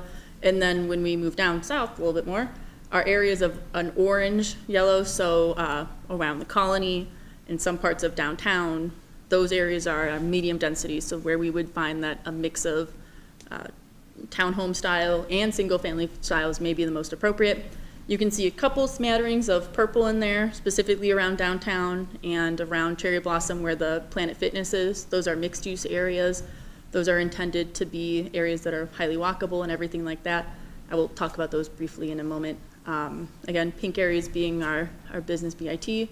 And then our last area here is, again, talking more about our industrial areas. We have some low density areas in our established communities, such as Bradford and in Indian Acres. And then that darkest green area being the green belt, so areas where we want to make sure that we kind of don't proceed more south than that location to kind of prevent that merging of cities like Nicholasville and Lexington did. That was a big conversation that people had mentioned, Greg, where people had repeatedly been very concerned that development inching southwards would really create that circumstance like that. And we didn't want to overextend our services provisions, and we wanted to make sure that we kept Georgetown as itself and less of this kind of very long city shape where we have Nicholasville, Lexington, and then Georgetown on top. We wanted to keep our independence in that one. Moving onwards, these are just some statistics on our future land use map on what things are developed and undeveloped, what have been designated. So a lot of our areas are undeveloped at this time, but we are proposing them be established for something in order to satisfy those projected needs that I talked about before for industrial, commerce. Residential land, we've been pulled out all of our creek corridor areas, and then quasi-public land as well was also established and has some undeveloped pockets. I know this is a large item of conversation amongst all of our community members, and so I figured it would be important to kind of not understate this specific area. This is our proposed western expansion area. This is our largest kind of area where we propose the urban service boundary be amended to include that. It is proposed at this time to be a commerce BIT type use with a quasi-public kind of strip in the middle and some connections and trailways in order to facilitate an environment that could provide an appropriate mix of uses and provide some options for our community as well. The western expansion area was informed by several studies that we had done locally in order to determine whether or not land was needed or what we would need, and it identified a need for business park ready land for employment centers and everything like that. We had seen a lot of changes in patterns and how people are wanting to work, and there's still some demand for business park type locations with highly skilled workers coming into an area, kind of establishing a business or expanding services for job growth of BCTC campuses, that type of thing. The local economic development and job growth is really essential to maintaining adequate levels of funds for local government services. And so it was identified that this could be a good opportunity to generate some additional revenue for the communities that we could then provide the level of services that people have come to appreciate at this point. We generally chose this location seemed the most appropriate because it had been on the path for Georgetown's growth. As we kind of finished the bypass, we anticipated that growth would kind of slowly fill up the bypass, and with its final completion, this area seems to be the most appropriate location. This pattern of development of once the bypass loop is in, development on both sides of the bypass having or occurring around that time is expected and standard. We saw that when we did South Georgetown off of Lexington Road as it kind of inches itself up towards Payne's Depot, and this is just kind of, from our side of things, the most appropriate next step. We talk a little bit about the balance of employment centers having options on both sides of the interstate so that people can have options close to their homes that are good quality employment opportunities. It has good visibility and everything like that. It is currently served by Georgetown Water Sewer, and the Commerce BIT use is deemed to be a very controlled type of development pattern where it is not intended for large development users, but for corporate centers, technology centers, education facilities like PCTC, some technologies and medical services. It is essential to understand that this process would still, and any development of any of our lands, especially this land, would need to go through all of our processes where there are multiple checkpoints along the way for zone changes, hearings, and then development plan stuff and master plan stuff. Like, this is a very extensive review process that would involve a lot of the city council, community input, public hearings. As I said before, I'll keep saying it, but it is a very engaging process. So we would expect that to continue to occur as we have for a long time now and would continue forward. It had been mentioned previously that the plan had not included this. I would like to say that this has been included. So this is the additional standards that were stated by Joe Kane, our previous director, on what we need to do for the western expansion area, what additional standards need to come in. So there were 4 points mentioned, and I just would like to run through them really quickly, which is protecting the floodplain and installing an appropriate riparian area to prevent development from negatively impacting our creek. Identifying open space opportunities and preparing trails, parks, open space master plan that would be replicated elsewhere and would be effective for our community to utilize. Buffer Lloyd Road with landscape and screening that would not allow access and would not allow access to rural roads for urban vehicle traffic. We identify that that area, that road needs some improvements, and it would be inappropriate of us to recommend a developer go on that road. The location for the Wiles Farm was recommended, or is it, the location that they're proposing, like when we were looking at this type of uses, we want them on the arterial roads. We don't want them using rural roads. And then just limiting future uses to fit our commerce BIT type areas.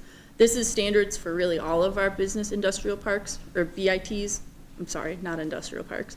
Our commerce BIT areas, we want to be incredibly considerate of the areas surrounding to make sure that we go forward in our proper steps.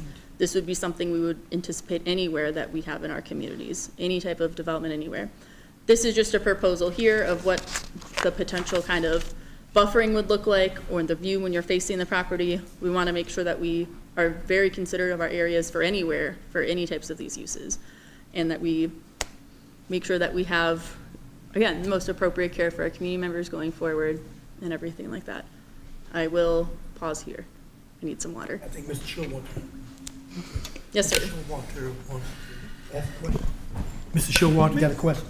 Yes. Go ahead. Yes. And again, I know we're,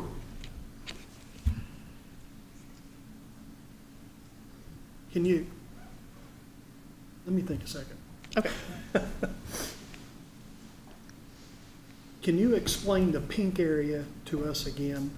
And it looks like that runs, and you correct me if I'm wrong, does that run where the roundabout is on Long Lake Pike on the top portion of the map, and then coming back? Would that be where the bridge is that goes over the creek? Yes. Going back towards the bottom of the map? Yeah. Yeah, that's the proposed area right now. We are aware of some agricultural districts that are in these areas that are voluntary, that people are in, and that the only area that is theoretically available is the Wiles Farm. But it is, in theory, proposed to extend all the way up there. Yes. Is that? So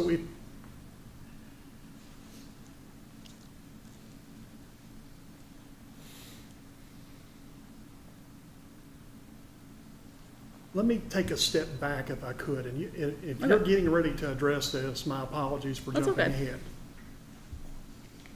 The very first, if I get any of this information incorrect, please correct me.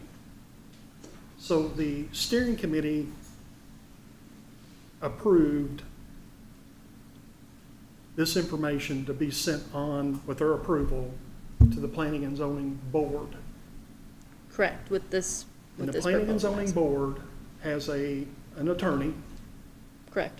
That can help advise. Correct.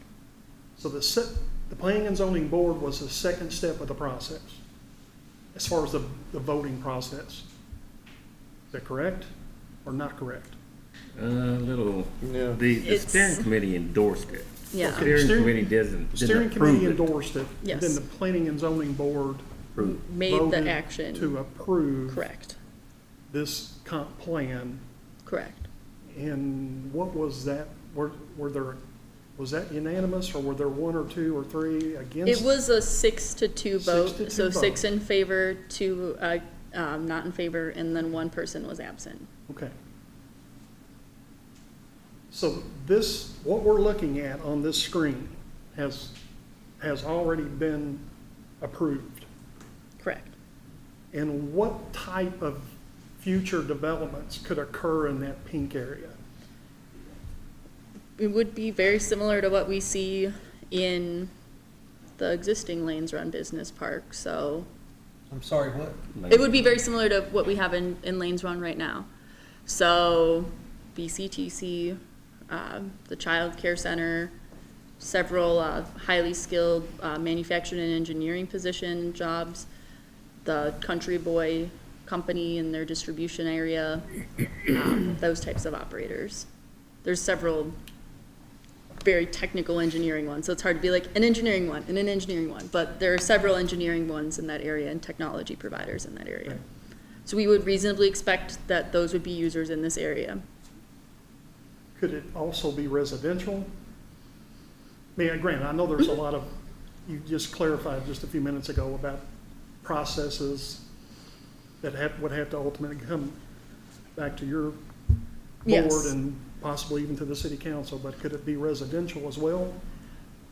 I suppose so. An applicant, any property owner could come before us and say, the comprehensive plan, and this is part of the provisions of the zone change process. When you're reviewing zone changes, you first look for alignment with the adopted comprehensive plan, but there's also a second item of if there's not alignment found or if it's inconclusive, there's two parts. Is the future land use designation inappropriate, or were there changes to the area that were not considered at the time of the comprehensive plan being adopted that warrant an alternative land use designation being applied to this area and rezoning to a different land use than what is proposed by the comprehensive plan? So it has the potential to, but they would, as the applicant, would have to demonstrate by state statutes that the proposed pink zone is not the right one and an alternative is more appropriate. Does that kind of make sense? It does, and one last question. Mm-hmm. Looking at that map, if you're on the bypass, so between the bypass and the creek, there's a real small portion of land. Yes. Yeah, on the east side of the bypass. How is that land So that is proposed for low-density residential use. on the inside? On the inside of the bypass loop. And then on the other side is proposed to be a Commerce BIT user.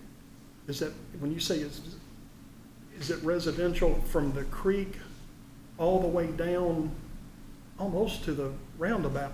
Mm-hmm, All on of the it? inside of the bypass, yes. You can see Okay. kind of Can you the, show us on the pink? so it starts Yes, right there. all the way down here, and it goes all the way up to Scott County High School. So the creek does get rather close here, so it would be like a residential group here, and then a residential group to the north. But it does kind of go all the way up this area. I'm sorry, my arms are kind of short, so, I don't want to put us on liability if I stand on a chair and trip myself. But it is all that interior space between the road and the existing residential developments into town. And then on the opposite side, it is proposed for a Commerce BIT with an area of quasi-public users. How Yes, many ma'am. acres are you talking about that could possibly be used for residential in that area? Just a ballpark. Isn't it like 140? Like 100 or so. 114. Yeah. Do you know I've anything heard off the top of your head on the interior I part of think it's about Limes? 114, but I guess the key there would be usable based on proximity to And the creek. the creek Yeah. and based on topography. I'm sure that it's not all usable, but I think that's what that strip is. Yeah. There's a lot of creek that runs through there. Yes, ma'am. Correct? Yeah. Yes. And floodplain and watershed and everything like that, yes. Just like in the peninsula. Mm-hmm. Yeah.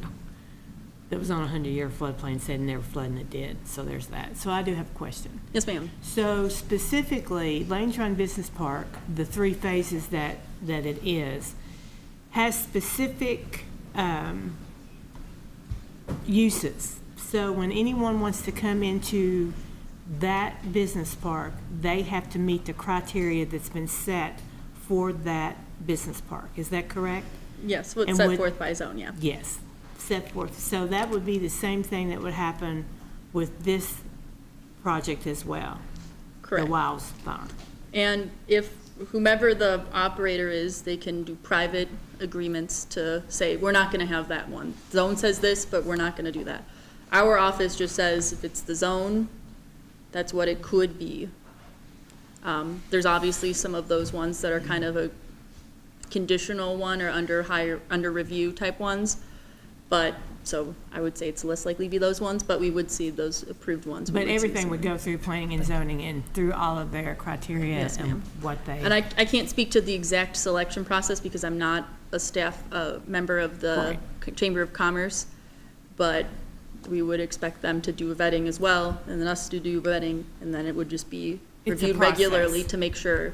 We don't want to put someone that is inappropriate in any of our locations of Right. any type of land use designation. We want the best case scenario. Who would be in charge of deciding what could be and couldn't be there?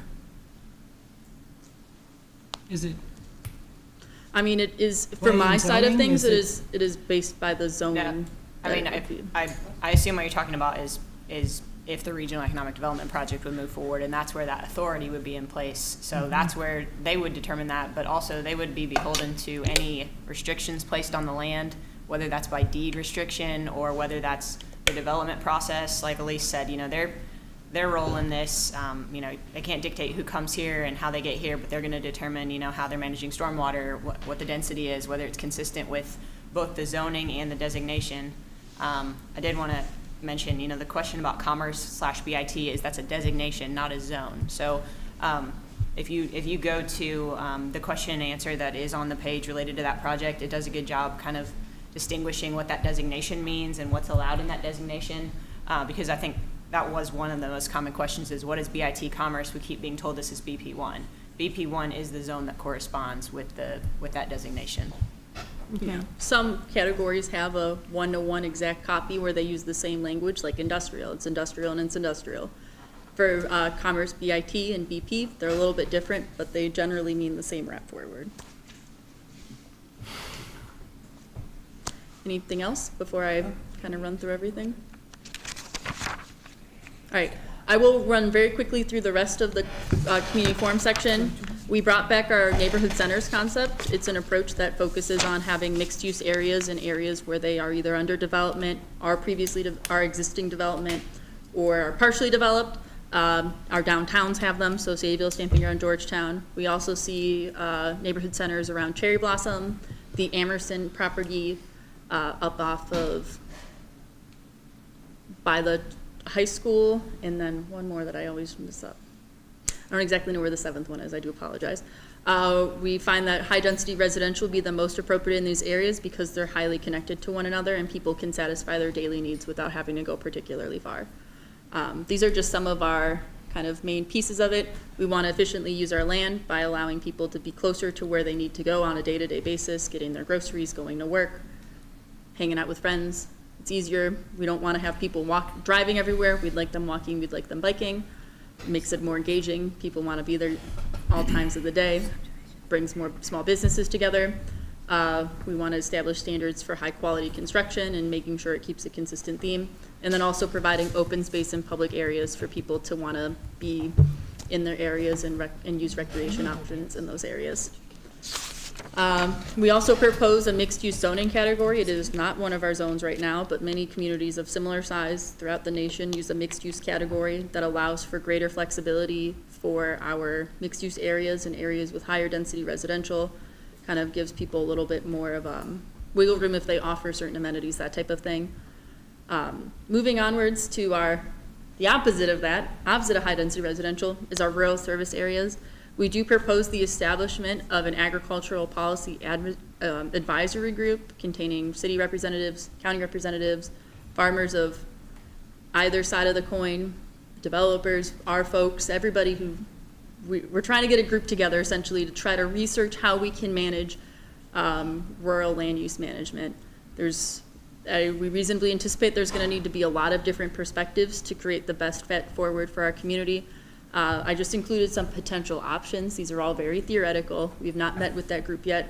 We are currently without a director, and it is the director's responsibility in the comprehensive plan to establish and maintain this group. So whenever we hopefully, fingers crossed, get a director, it will be their responsibility to facilitate this and kind of provide some guidance and input on how we can best make sure our agricultural areas and rural characters are considered and protected and respected as much as possible. Moving onwards, so this is our Greenbelt Reserve, our south boundary line, preventing us to merge with other municipalities. We did propose an amendment. Previously, it followed the 820 contour, which does have some irregularities of very thin areas where the banks are very steep and very long areas where the banks are very slow, slope up towards the bypass loop. We found that that was exactly an inequitable system, so we decided to make it a proposed alternative that would be floodplain or plus 100 feet or 2-foot rise in elevation, whichever is greater, which results in a more consistent boundary all the way across. It was determined that 100 feet would allow a sufficient amount of space for people to put in trails and other amenities as the areas potentially develop, and provide options for people to use it in a safe and ecologically friendly way. Our last item before we get into our other sections is our community forum section. It has been repeatedly recommended and requested that we have an entertainment district in our downtown in order for people to want to stay in our downtown. Many communities of our size have downtown pavilions. We're working on that. And other areas where we can have development come in that can be engaged with year-round. People can come in as small businesses, have restaurants, have community-focused indoor-outdoor music, just those types of areas. We really like to focus on that, and that is one of our big kicks in our community forum section. Now, before I jump into our other 8 chapters, do we have anything else before we move forward? I understand this is taking on a question and answer format. I do apologize everybody who's having to sit through all of this, but felt it was appropriate to kind of give everybody a chance to digest and discuss. Yes, ma'am. I'm just trying to summarize a little bit of this in my mind. Would you say that these bullet point takeaways are fairly accurate from what you've presented thus far?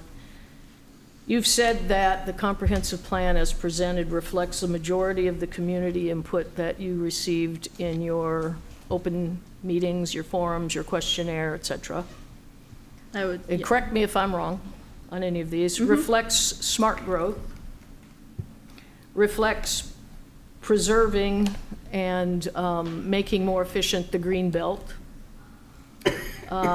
addresses greater flexibility for high-density housing to ease our housing needs, meets environmental concerns from the development that may take place, and addresses entertainment and recreational vision going forward.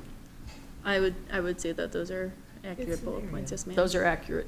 Yes. Okay, thank you. Anything else? I'll run through the rest of it. It's pretty fast after community forum. All right, we'll move forward. We have 8 other chapters. This is just a highlight reel. Some of these I have a little bit more information. Some of our just are pictures. This is our public facilities and city parks map. We've identified some quasi-public land and some areas under potential development or that are undeveloped at this time, and we're hoping that will bring some more diverse options for people to use our recreation areas. Transportation is a large part of our thing. Previously, this was not a independently operating one. Transportation overlapped significantly with infrastructure, public facilities, community forum, and so it was kind of incorporated in part or in whole within those chapters, but we determined that transportation's a big deal. Getting to and from, big deal. And so we wanted to make sure that it had its own highlight in our chapters. So these are our mobility projects. There are 11 total ones, 2 of which are in Stamping Ground, or 2 of which are in Sadieville, 1 of which is in Stamping Ground, and then the remaining ones are in the Georgetown area, looking at some improvements to our existing roadways to increase capacity, safe traversing, that type of deal. Roadway connections for Lexus Way, connection that's a little bit easier to get from Long Lick to the interstate, and some connections to the bypass loop and everything like that. Again, there's other areas that transportation improvements may be needed. These are just some of the larger ones. Obviously, some individual improvements like our turn lanes on Colony and improvements around Cardinal Drive are not shown, but they are just as essential as these improvements here. We talked about our gateways and corridors. If you've been to Lexington, they have a unified kind of sign thing when you're coming in on their main arterials. You see, oh, this is where UK is. That's where this is. And staff recommends that this type of strategy be adopted in Georgetown as well, directing people to key areas of interest, as well as having those areas be beautiful areas that people want to sit down and go through. Georgetown Public Works does a great job with our plantings year-round and our updated flags and signage, and we just want to make sure that we emphasize that we keep that going. And we keep our areas beautiful to make our downtowns really beautiful so people are excited to come and visit. Moving onwards, talk a little bit about infrastructure just on our service providers in the area. One of the big kicks right now at a national level is alternative fuel options. So I just wanted to highlight our alternative fuel locations map as new developments come in and they want to do alternative fuel, they work with us, they work with the utility providers to make sure that they're safe and in a location that is not going to cause any problems going forward. Big one that we talk about, housing. All these new folks coming in that we mentioned, where are they going to live? So we talk about, this is our missing middle opportunity map. So this is, we've identified a need for affordable and workforce housing, people of young professionals coming into an area, people relocating, that type of thing. We want to make sure they have options to live that is within their means. So we are looking at that. They're working on a housing needs assessment, which is, city's underway on that one. State is also doing some stuff on that. And then we also, from our side of things, amending some of our ordinances to potentially have some options for people to have a little bit more flexibility when we're doing design to make sure that we have spaces that fit our communities better than just sure, do whatever. We also talk a lot about the missing middle housing concept, which is the area between single-family residential homes and larger apartment complexes. We've identified that the community, as with many communities across the nation, have a deficit in options between that single-family large lot residential and those taller buildings, such as duplexes, courtyards, live-work arrangements with the commercial on the first floor, residential on second and third, and we just have identified that we need some of these options available for people of varying interests in housing. So that's something that we're really interested in trying to do some research on. This is our area of human services, so it's difficult to see, but this identifies each of our locations of human service providers, such as EMS stations, fire departments, police departments, hospitals, and then areas where we are seeing some growth happen and some developments get finished out and additional amenities may be needed, so that this may inform when we're looking for grants and other programs and funding and land. This is what land we're looking for. This is what we think would be the most important thing to add to this area. Heritage, we talk a lot about our community. We are an agricultural-based community. It's important that we value that going forward. And we propose putting together a cultural research plan to build a database of all of our historic properties in Georgetown and do research on providing some more protections for our historic buildings, houses, districts, those types of areas.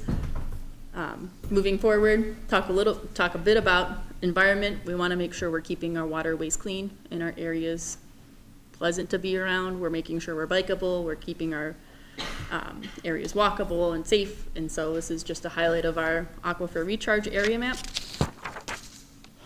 Our last section before implementation is talking about economic growth. So I have two highlights here, which is our agribusiness and agritourism map. We have an abundance of agritourism and agribusiness areas, several of which in Georgetown. And we want to make sure that we allow these businesses to thrive in our communities. So getting strategies together to facilitate agricultural development and business development specifically. And then we also talk about areas where potential new commercial tenants could come in to offer new high quality jobs for folks. This is an older map and there are some areas that are a little bit inaccurate, but I felt like this was a valuable one to illustrate areas where a commerce BIT use might be appropriate, commercial areas, industrial areas, just kind of highlighting areas that are really important for business-ready locations for new businesses to come in. They don't have to work their butts off and not find an area, not be able to come here. So we want to give options available to our new businesses. With that is the end of my chapters. I will get into implementation and it will be very short, so we will do that very quickly. Implementation, we identified 51 action items informed by community input across all of our surveys, as well as some projects that we found were still in progress, such as our broadband project and Legacy Trail. These will be on our individual working plans, as well as we'll be reaching out to various providers to see what do they need, how are we gonna do this. And to do that, we budgeted for, and thankfully were approved for, a position for a long-range planning manager that would specialize in being a liaison between various agencies and programs in order to make sure that we are getting our stuff done. We identified 51 things. It's a lot of things. And having one person that is the point of connection before blossoming out is an excellent way to make sure that we get our stuff done that we need to get done. It's absolutely essential that we have things that matter and we want to get those taken care of. At our last public meeting, we did do a survey on what people wanted us to focus on in terms of our action items. So people were given 5 dots They had across the room, various areas they could put their dots in various sections. And a majority vote we saw was for the Legacy Trail project. And then our close second is the Agricultural Policy Group. So with these in mind, whenever we start, we can get ourselves rocking and rolling and jump to it. These are gonna be our main priorities going forward.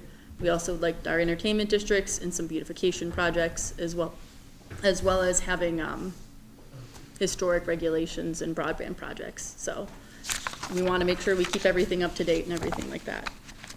With that, I do apologize for the length, everybody. I was really excited. I was going to be a little bit shorter, and it kept going, it's good. I like these conversations, and these are good questions, but I will open it up to the city council if you have any questions or anything. All right, so again, I don't mean to beat a dead horse, but I think this is important for me to know, and it might be important for one or two or maybe three others.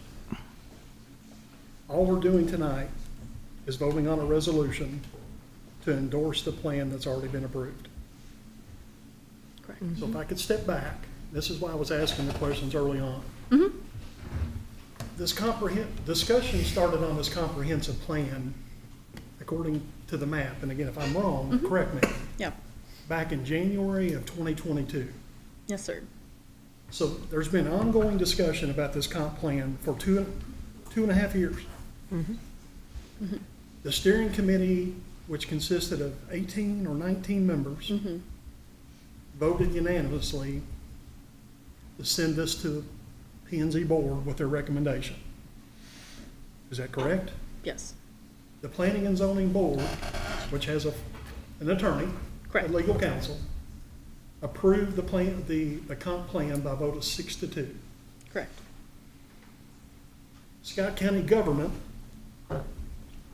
the individuals that sit here, just voted within the past 2 weeks. Yes. Yes, I believe. Was that a unanimous vote from the court? Yes, I believe. As far as a resolution to approve the comp plan? That is correct, yes. Okay. So all we're voting on tonight is the comp plan. Correct. And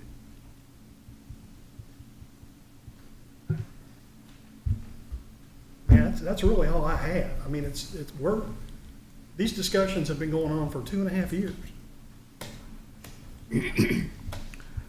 Okay. And there's been public meetings, at least 5 or 6. Steering committee had at least close to 20 meetings in that 2.5 year time frame. And the only last question I've got is one of the last slides you had up there. You mentioned action items. Yes. Did those action items who did the action items come from? Did it come from the steering committee? Did it come from the board? Did it come from staff, or a combination of all three? It's a combination, so community members, community members, interest from departments, and the steering committee, staff, previous plan ones. We created an amalgamation for those 51 items, yes. And those action items they're not gonna be put in a box and thrown to the side and never opened up and looked at again. It's an ongoing discussion that's going to continue to happen even after tonight. Yes. Moving forward. And that's our plan with the planning manager, having someone who specializes and who is the liaison for all of these items to help move them forward, so that in 27, when we say this is a status update, we can be like, our guy here worked his butt off, and these are the ones we can say we have made progress on. And these are the projects we're working on, so. Okay, thank you. Yes, ma'am. So if we're voting on the comprehensive plan, and we voted yes, does that mean we agree with the complete plan? Yeah, I would. Okay. Yes. All right. I mean, I guess I'd view it the same as, kind of as a budget vote. I mean, I'm sure there's some component of a budget that you might think is good or bad, but, you know, like we said, it's your nod yes, or your expression of, you know, either complete disagreement or partial disagreement. It's completely up to you. Mayor, if I could, one of the things that was mentioned was the Wilds Farm, and Judge Covington said that there was no other place available. That's incorrect. There's 600 acres in Sadieville. Now, and it was also brought up, well, if we take it to Sadieville, Georgetown won't get anything off of that. That's incorrect also, because Georgetown would be part of this group. So we would get money off of it if it was taken to Sadieville. So my thought is that you've tagged this property as business park. What happens if it stays farmland? One of the second thing on the list, and I was part of the steering committee, the second thing on the list was development of an ag protection to protect farmlands. Mhm. Yes. So, you know, there's other places. I'm not against the business part. We need the revenue. Don't get me wrong. I'm against it in that location. So. All right. Anyone else has some questions? So, anyone else? So the next step is that I need to have a motion to adopt the plan, the comprehensive plan. And I see that Mr. Showalter, you are making a motion to adopt it. Do I have a second? Second, Mayor. We have a second by Ms. Tackett. And so therefore, at this time, I have to have a vote, a roll call vote. Let's do a roll call vote on this. So, Madam Clerk, if you go down the roll, please. Sure. Mrs. Tackett? Yes. Mr. Stone? No. Mr. Showalter? Yes. Mr. Hampton? Yes. Mrs. Hambrick? Yes. Mrs. Butcher Conway? No. Mr. Allen? Yes. So the vote was 5-2. Right, the vote was 5-2 in favor of the motion, so the motion has passed. So next on item B, is the resolution authorizing the application of our town program grant. Okay? So I guess I'm just punting all my agenda items to others, but Karen and Candace have worked collaboratively on this. Actually, we were looking into it prior to Karen coming on board, so I'll kick it over to you all to explain the program. Okay. Actually, Eddie found this opportunity and sent it to me to look at, and it was my understanding that there's been some interest in installing shelters at the bus stops on the Bluegrass Ride routes. And the opportunity that Eddie found, the Our Town grant, is through the National Endowment for the Arts. And so there has to be an artistic component to it, but it's about, the purpose is for bringing culture and art into your community. And one of the things that they highlight are transportation-related projects. So we are going to submit an application to hopefully get some funding to install shelters at some of the higher use bus stops on the Bluegrass Ride route. And then the art component will come in where we'll engage with the communities that utilize those stops and where they're located, and asking them to have input, and hopefully we can get an artist from those communities to actually do the installation. And that way we don't have to worry about predatory ads being installed as a way to maintain the shelter itself, or putting an already vulnerable population at higher risk. And it will be a nice way to highlight some of our community assets at the same time. Oh, and it is a 50-50 match requirement, so if we ask for $80,000, we also have to have an additional $80,000 to match with that. And so I'll add to that, since it's included in the resolution, but since we're the applicant, we are the body that has to pledge the match. Having said that, we're having conversations with the county, Scott United, and other community partners who have an interest in safe and affordable means of transportation in our community. So we'll continue to have those conversations, and obviously when we come back to the council to hopefully accept the funds, we'll have those commitments from those other partners. I look at this as a similar partnership as we had on the housing needs assessment. Jack Connor and anybody in economic development will tell you that housing, transportation, and childcare are three of the biggest barriers they have to to, staffing a robust workforce. So I think it makes sense to be asking those partners to come to the table on this as well, to support the transportation component. So hopefully have more on that, but they've also gathered lots of letters of support from partners who may not be able to commit any funding, but understand the need in the community.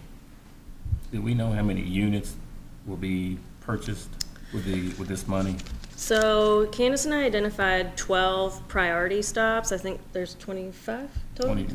29 total stops, but we identified 12. And then Bluegrass Ride staff told us which ones out of those 12 were the highest use stops. So for right now, I think we're just going to focus on the highest use, and that's 5 or 6 stops total.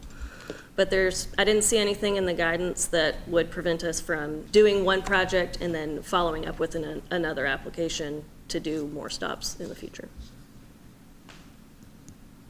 So did you say 13 units is what we would get? Right now, we'll be focusing on like 5 to 6 units, 5 to 6 stops. But we're looking at a total of 13 units with this money, or 5 or 6 units? 5 or 6 units. Okay. This has been something I've been asking for, and I did some research and found that we can purchase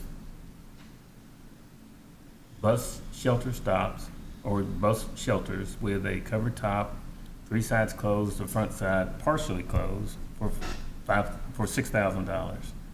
And $80,000 would get us 13 units. So if we're spending $80,000 with this grant match to get 6 units, it won't get us the mural and all that. That's one option A. Option B is to, with our partners, get $80,000 and we could purchase 13 units. So some of that cost is going to depend on the size of the unit too. Just depending on like what is it called? The exchange, where the routes change. Oh, the connecting? The connecting stop, like that's a really busy stop, so it's probably going to need a larger unit. Yeah. Even though all of these units are high use, some of them are probably not. They also have to be ADA compliant, and so that's going to affect the some units of the I cost found as was well. 7.5 feet long, 5 feet wide. Yeah. And they have a top, they have 3 sides, and the front is partially closed as well. So Yeah, and Bluegrass Ride has done in another community that they have routes in where they just did sheltered stops, so they had pretty fresh cost estimates, and so that's what we built our cost estimates off of. But it would be obviously formal procurement for all of that stuff too. I'm just concerned about spending $80,000 for 6 units when we could get 13 units with $80,000 at $6,000 each. Does your estimate include the installation? Yes. And the footing? Does yours? I mean, that's a there's substantial cost. I don't know up to- what the cost of the installation would be. They look pretty simple, but. Well, I mean, the cost is gonna be driven by procurement, right? So, like, if we have, let's pretend they give us the whole amount, which is unlikely, or let's pretend they give us 50,000 and our match is 50,000. So we have $100,000. What we're gonna do is we're gonna take the ADA compliant specs and we're gonna advertise a bid, and the lowest bid is gonna dictate. So if that's the lowest bid, what you're researching, that's still gonna hold true. And then if that means we can do more units because the cost is that low, fantastic, we'll do it. So I think to that point, regardless of whether we went that route or this route, we have to go out to bid. So the price is going to be dictated by that public procurement method. We also kept it kind of conservative and stuck to the higher end of everything, so that hopefully, things will come in much lower and we'll be able to do more. And then part of this Bluegrass Ride also is in the process of doing some route redesign, and so this would also help pay for some of that, which may impact some of the stops as well. Need a motion, Mayor? Yes, I do. I'll make a motion. Make a motion made by Ms. Tackett. Yes, please. Second by Ms. Hambrick. A resolution authorizing application for our town program grant. Are there further questions and or comments? Yeah, I'm sorry, I'm still stuck on the number. That's okay. What we're gonna get out of the money. So what do you think we would get out of, if the full $80,000 is matched, so we're looking at 160. Like I said, the procurement, the market's gonna Yeah. dictate that. We can't just go out and pick your Right. vendor I know. anyways. So, I mean, your guess is as good as mine. I mean, I think the good opportunity is the more funding we get, and as long as they're ample bidders, I mean, I think there is opportunity to do more. So like they said, they were conservative with it, but I mean, until we do the bids, we won't know exactly how many shelters we'll have. Thank you. Yep. Our hope is to try to do as much as we can to get more bang for our buck. That's the idea, but, you know, It's a start. depending on where we're at, and like I said, but the good thing is, this is a start. It's something you and I talked about and brought to the attention that, and, you know, me being out there and see some of these shelters and some of the weather, you know, increments they have to go through, it makes sense that to do something like this, because. We have one shelter. Mhm. We have one shelter out of all the stops right now. Right, yeah, we need more, because it is definitely, because it is used, it is widely used. I go down and I see people that go in there, and they got it down to a science where they go to catch these buses. So we want to do our due diligence to be able to provide that for them. Any other questions and or comments? I just have one comment. When you said that they're going to reestablish some of the bus routes, They're looking at doing some route redesign, so whether or not that means they will establish additional routes or reestablish some routes that used to exist, that's out of my I understanding, was just but thinking I think, about what we're going to be putting there, that we wouldn't be spending money for naught. You know what I'm saying? No, and I think that part of it is the ones we're focusing on are high use or like high need, and so these stops that we're focusing on are not going to get removed from the route. I think this timing just happened to collide well in that they wanted to reroute for a few different reasons. I really think they want to add a few stops, if I'm going to guess, but we don't know for sure. Okay. Yeah. Thanks. Are there any other questions and or comments? All those in favor of the resolution authorizing application for our town program grant signify by saying aye. Aye. Those opposed say likewise. Let the record reflect that the motion passed. Thank you, ladies. Thank you. Next, item C, first reading of the ordinance renaming Memorial Drive to Robert N. Wilson Drive. Sponsors Willow Hambrick and Millie Butcher Conway. We'll make this one extra quick. Whitley and I got our wires crossed, and Councilman Allen caught it, but Memorial Drive is a private street, so when they submitted their request to change the street name to Planning and Zoning, Whitley was operating under it being public, and I assumed she knew it was private, so we took the submittal and probably in error, so the council actually does not need to take action on this one. It seems like it's just gonna go before the Planning Commission to make sure it's consistent with our street naming requirements, so, but either way, it gives it a little bit of publicity that the college submitted that request. Obviously, brings some honor to a significant donor that helped them overcome some financial troubles, so I can skip right past that one. Oh, well, right. Thank you. Good, no pressure at all. Next, item 12, city engineer, Eddie's going to come up. The first one is municipal order approving the contract for the demolition of Royal Spring Drive. I believe that's the green buildings that we're talking about? Yes, sir. That's Okay. that's the Great. green building right behind the mayor's temporary office up on the hill that we all are aware of. It was a budgeted project, and we received bids. We did competitive bids and opened the bids, and I was asked for approval of the bid from the contractor in the amount of $90,405. Mayor, I'll make the motion.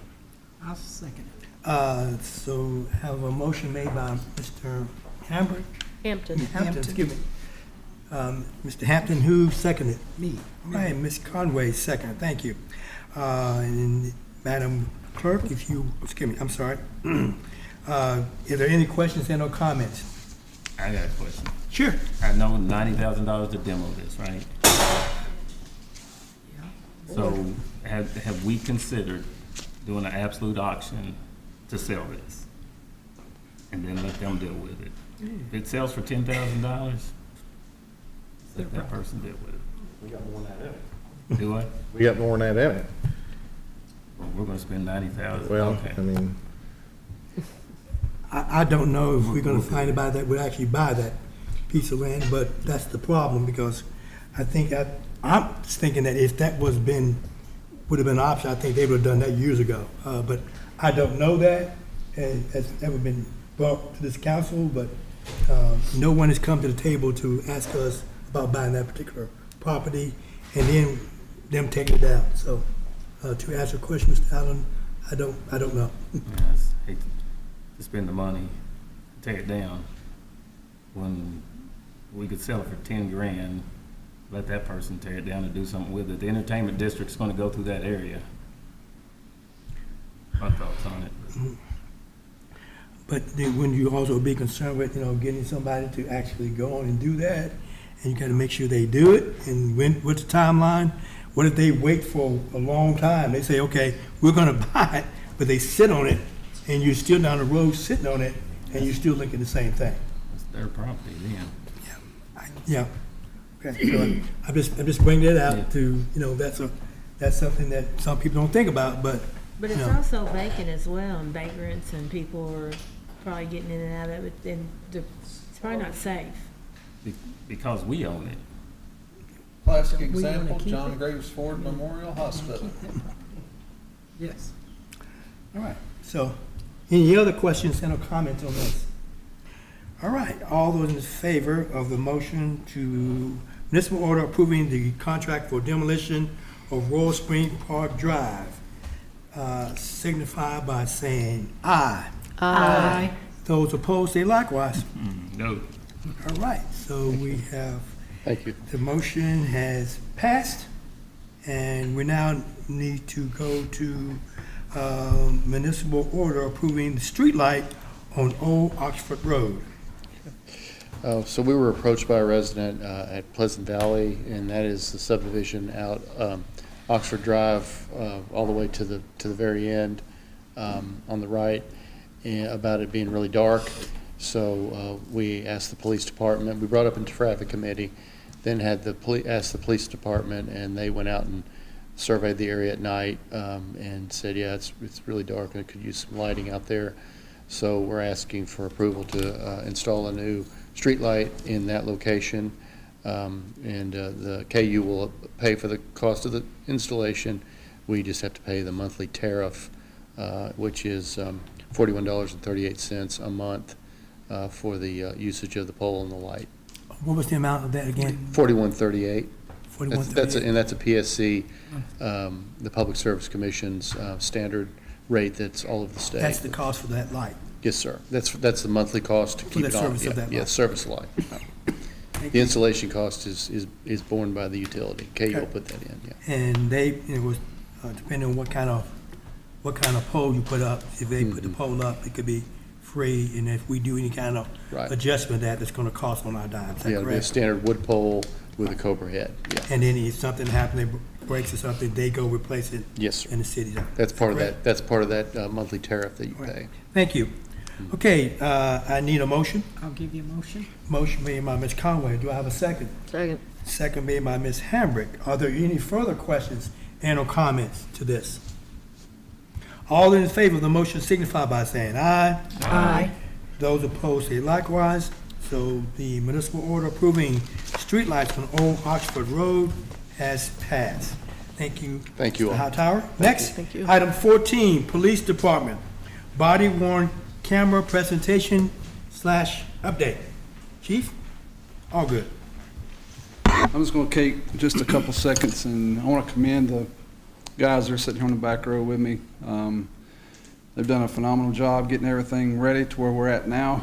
I knew this would be a big lift for the department. I knew there would be a lot of questions that we'd have, a lot of things that would need to be accomplished before we could go live.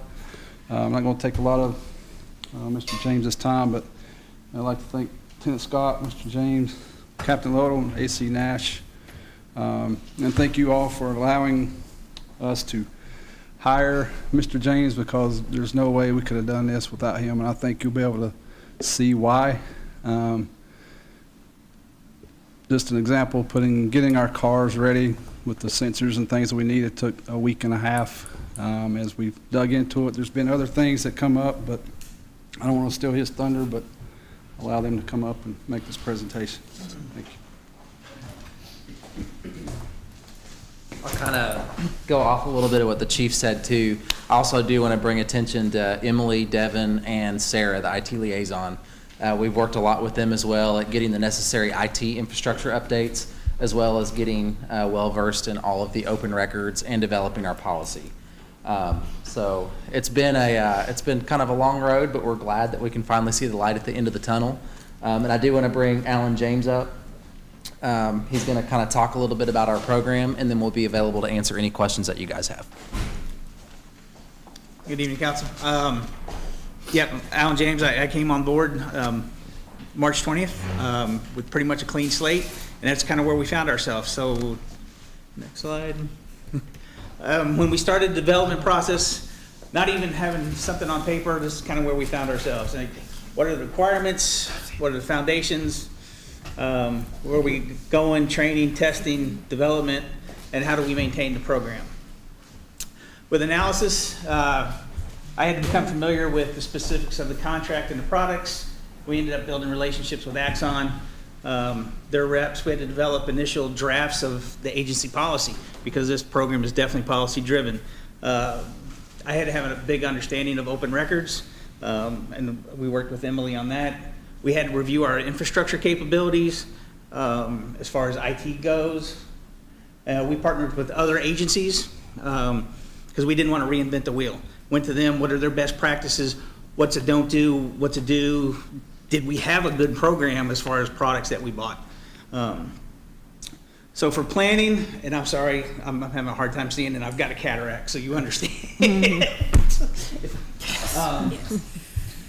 I had to become the subject matter expert, not only on the end user, but I was on the admin user, because if one of my officers tells me there's a problem with the camera, I need to know exactly what he's talking about and how to fix it on my end.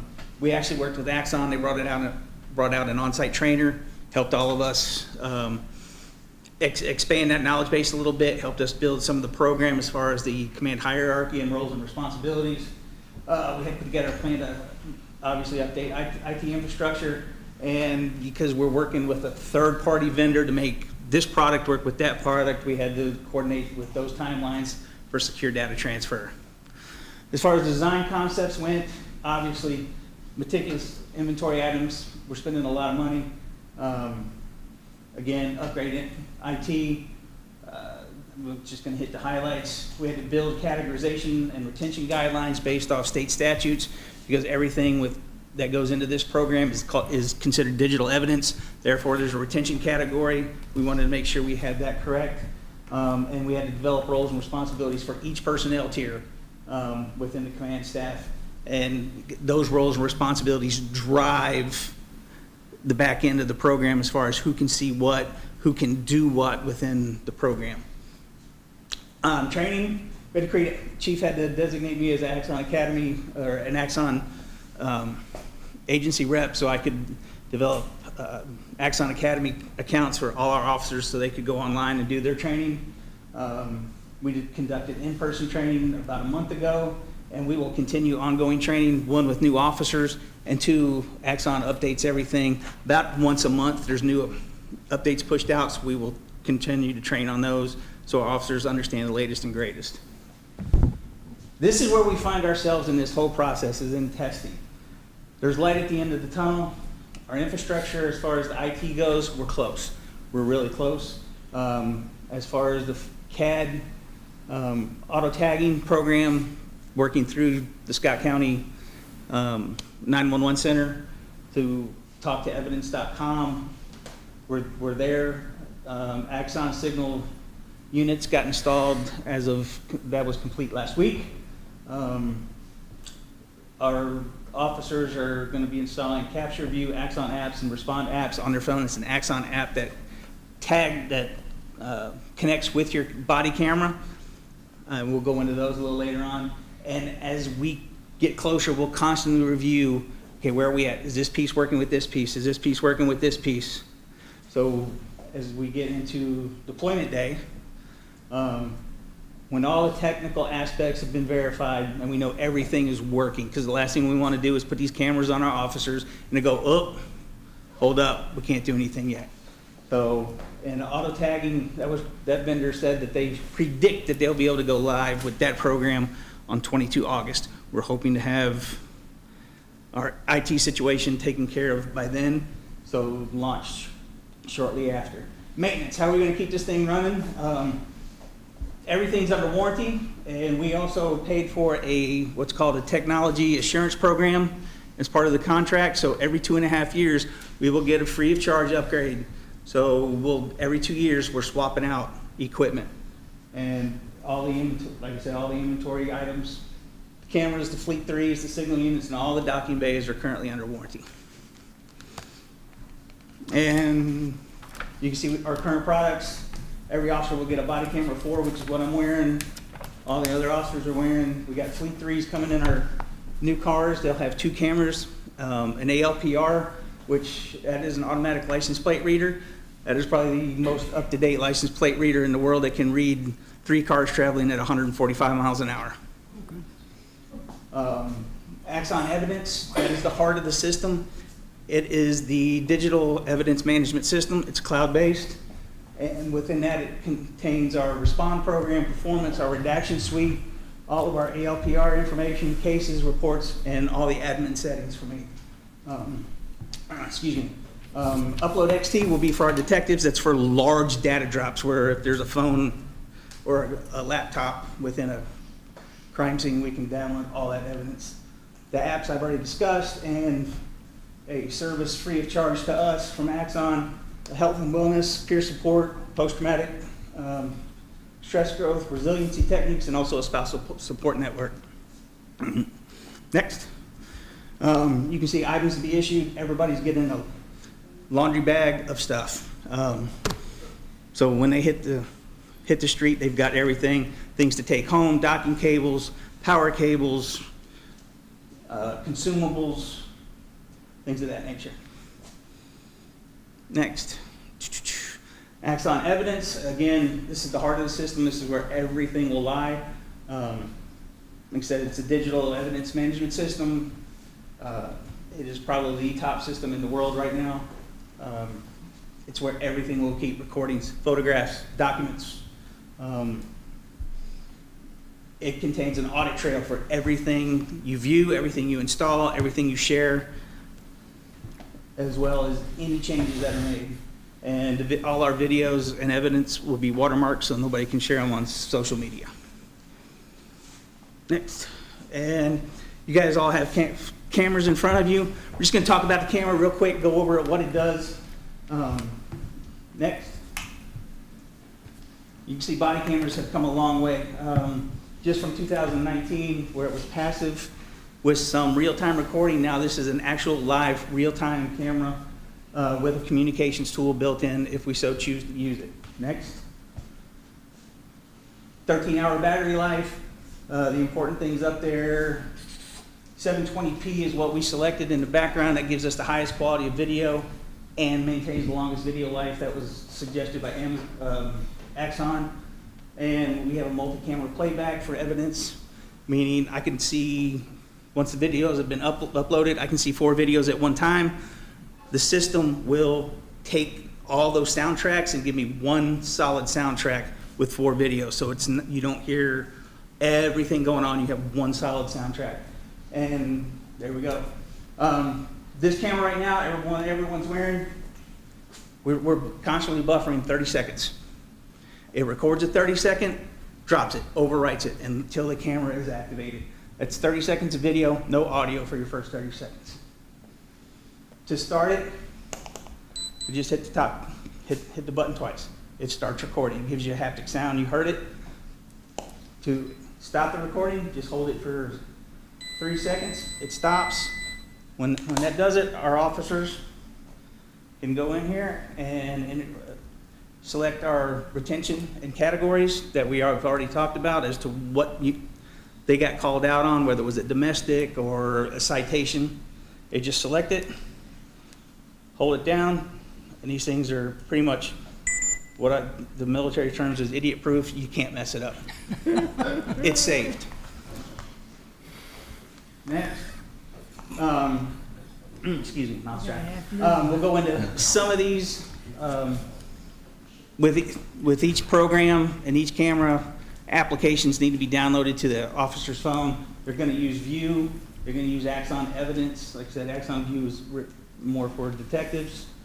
I use the device manager that allows me to install, reassign, take out of service, register, set up warranty information.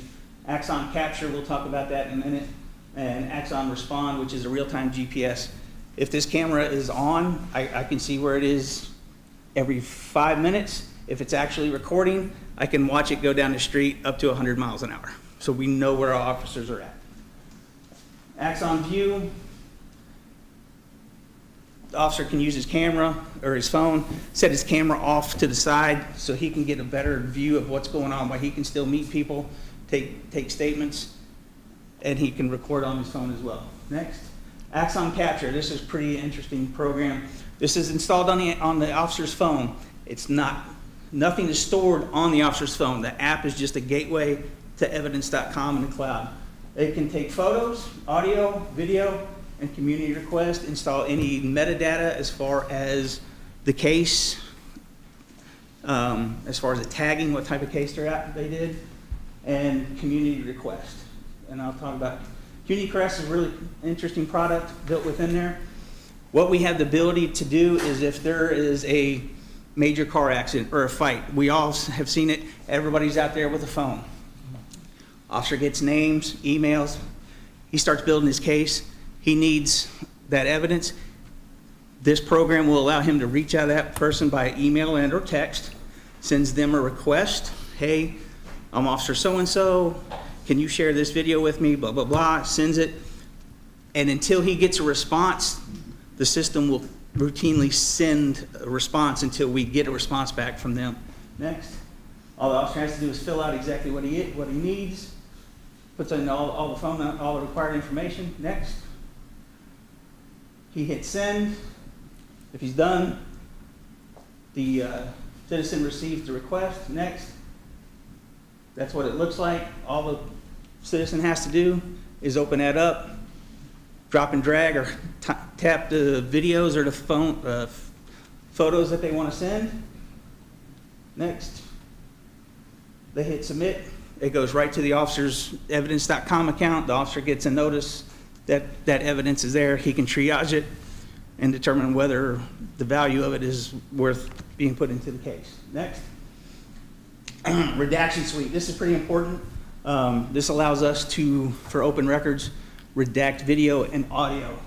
The key takeaway is, one, the original can never be altered. When I go in, and right now I'm the only one that can do redactions, nobody can ever alter the original.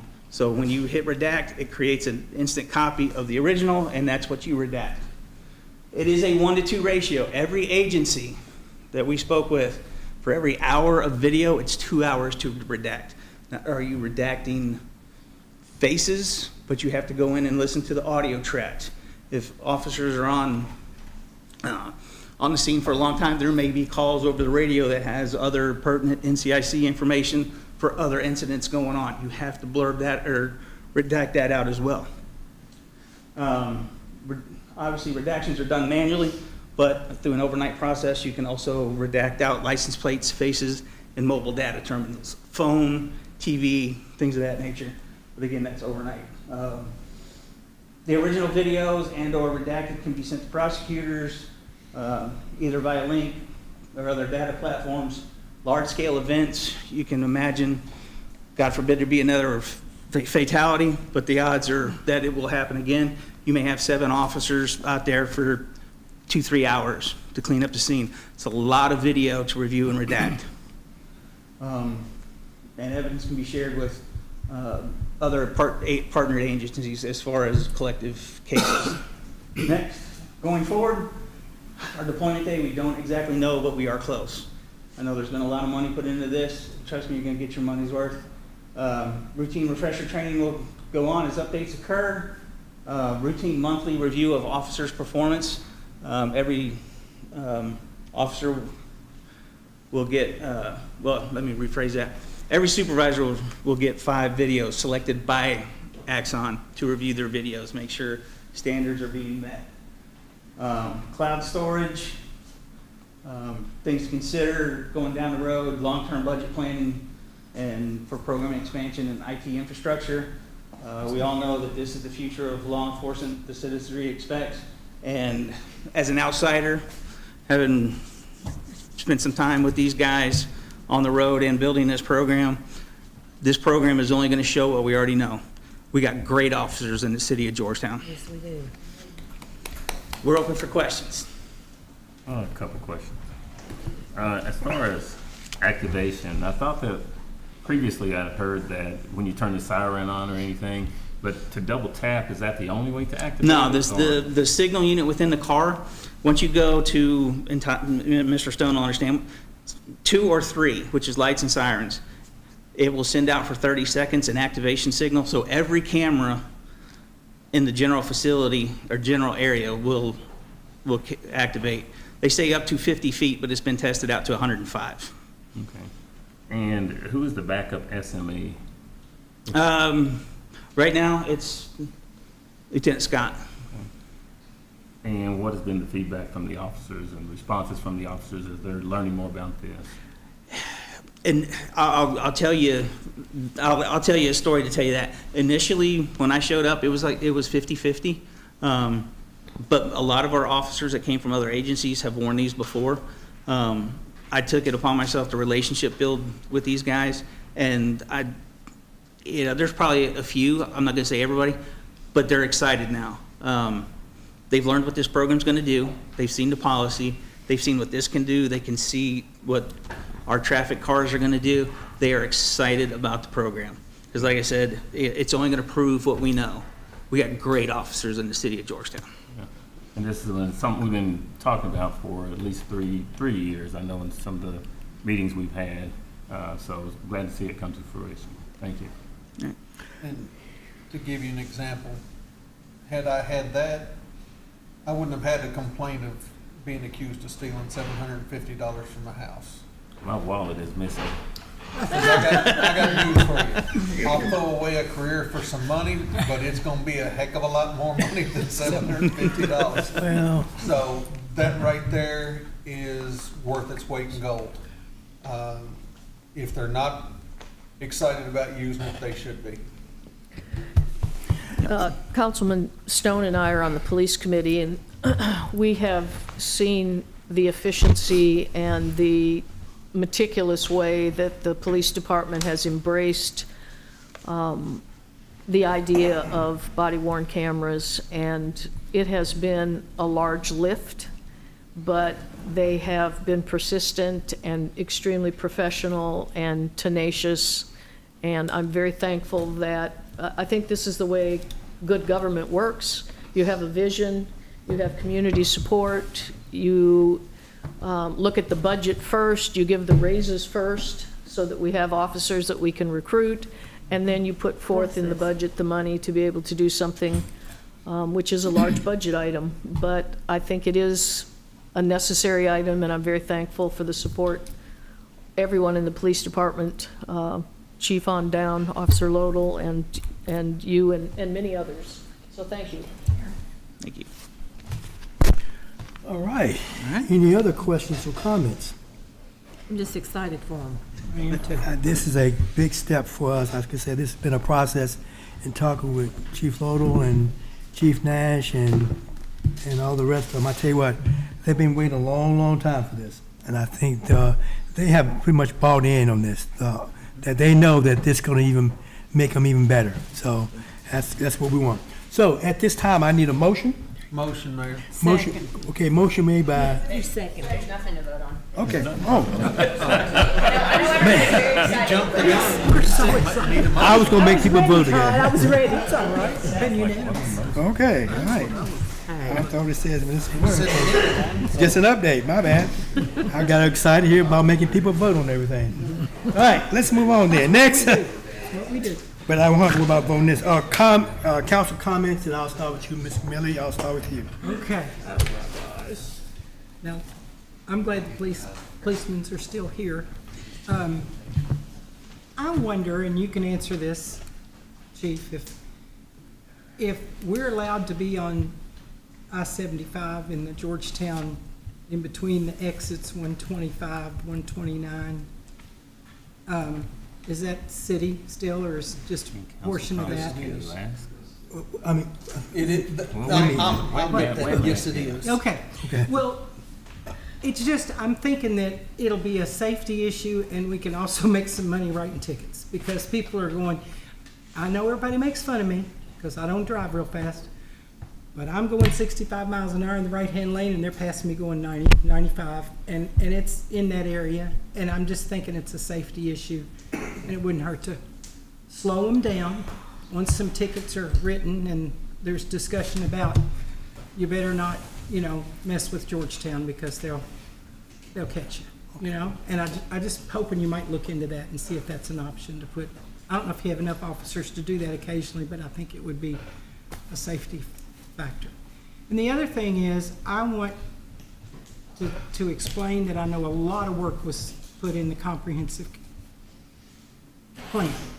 And I agree with a lot of it, but I have to agree with Todd in the sense that I felt like, and I've told the mayor this too, and Devin and Emily, that I felt like there were other places that this business park could go. Is this the most ideal? That's what I'm hearing. But it's 500 acres of farmland, and yes, it might be sold, or for sure it will be sold, and it could be turned into some houses, but right across from Lloyd Pike on Stamping Ground Road, there are the neatest 10-acre tracts, 5-acre tracts with $750,000 houses with horses and fencing and barns that have been put in there that are very aesthetic and very, somebody gets 10 acres, they think they've got a farm, and for them, it probably will be, but I just feel like it's just the wrong location. So I just wanted to set the record straight on that. There were a lot of good things in the comprehensive plan that I saw, and I want to say they worked hard on it, and I appreciate that, but I was not in agreement with the Wiles Farm, with the location for the business park there. So that's all I got. Okay, Ms. Tackett? I wanted to ask a little bit more about the net recovery, what the process would be on that for us is, We'll look into that. and bring it back to Yes, I council. will do. We'll look into that. Okay. That's all I have, Mayor. Thanks. Okay, Mr. Mayor, I Allen? do have I've got 3 videos I'm going to send you on the net recovery Okay. technology. And And then if you can send that out. Send it to out, I will do that, council yes. members, that'd be good. Yeah, and yeah, we do need to cycle back at some point and look at, how to pay for that, From a consistency standpoint, we had the event, and I support the event. Don't get me wrong, on the town, whatever it's called, I'm sorry, 4 Ts. But I do support that, but from a consistency standpoint, from a council's responsibility, I don't want to get into a situation where we're trying to determine from a liability standpoint, which was okay and which is not. And for other members coming that are presenting events, if they don't have liability insurance, and we're approving some but not approving others, I just think it puts us in a little bit of an awkward situation. And also from a risk management standpoint, I know hanging bows on a pole probably is pretty safe, but again, just from a consistency standpoint, I just wanted to voice that. That's all. Thank you. Mr. Stone? I too want to just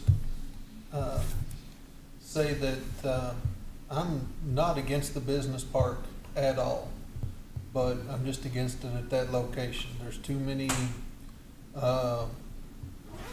you can sit here and what if it to death, but there's just too many what ifs that are, when you putting industrial in between 2 high schools, and I'm one of the few in this room that has actually worked a wreck with a high school student that died in it. I don't want to see kids trying to get to high school and something like that happen. I know that's a what if, but it's a very real what if, because you've got inexperienced drivers going between Elkhorn Crossing School, Great Crossings, not only that, but to the new Scott County High School. and it's not a great thing to see. So it concerns me about putting that business park at that location. Also, Chase, short time in getting your new business up and running, so commend them for the work that they've done. So other than that, that's all I got. Thank you. Okay, next, Mr. Showalter. I'm not gonna look this way. I don't wanna get my hands slapped. I'm not gonna ask any questions. Can we go back,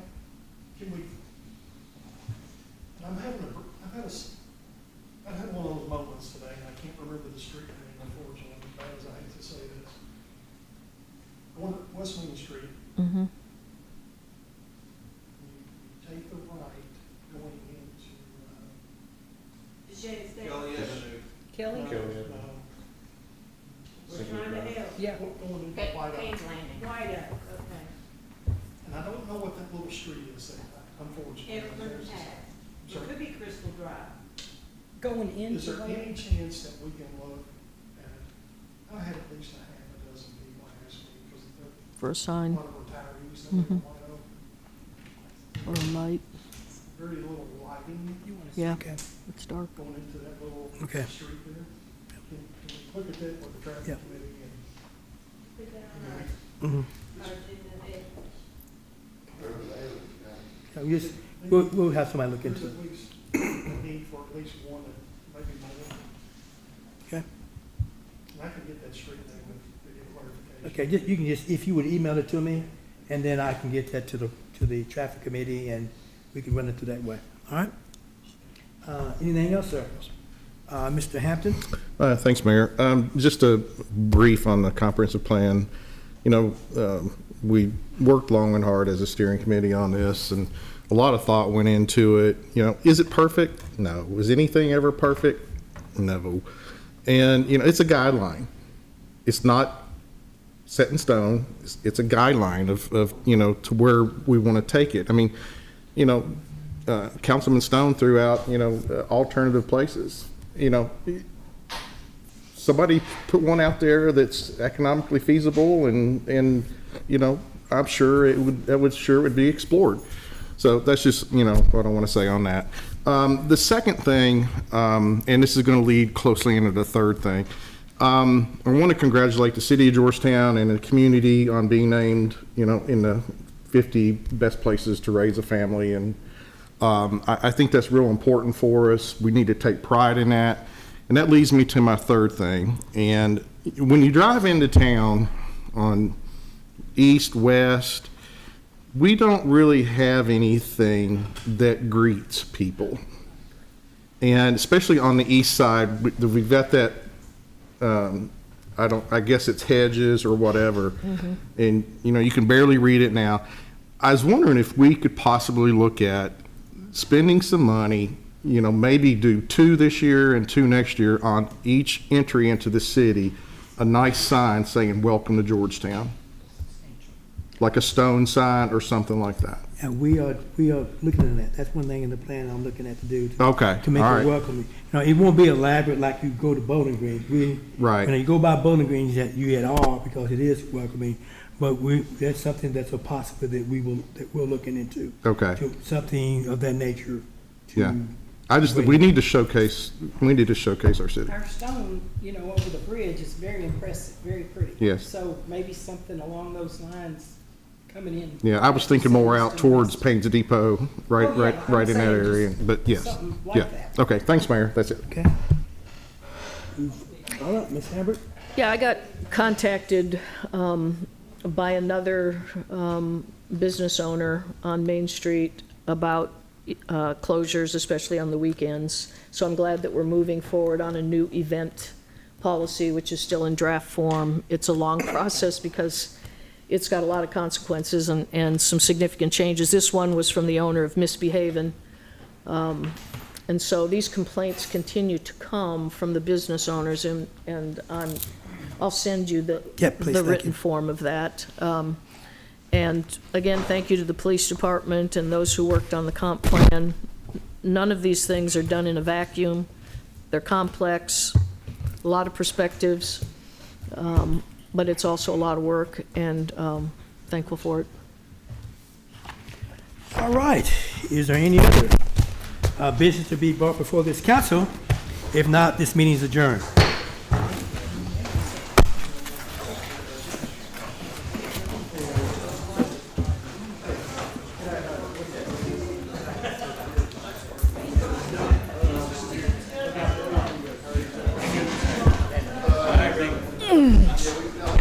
I see.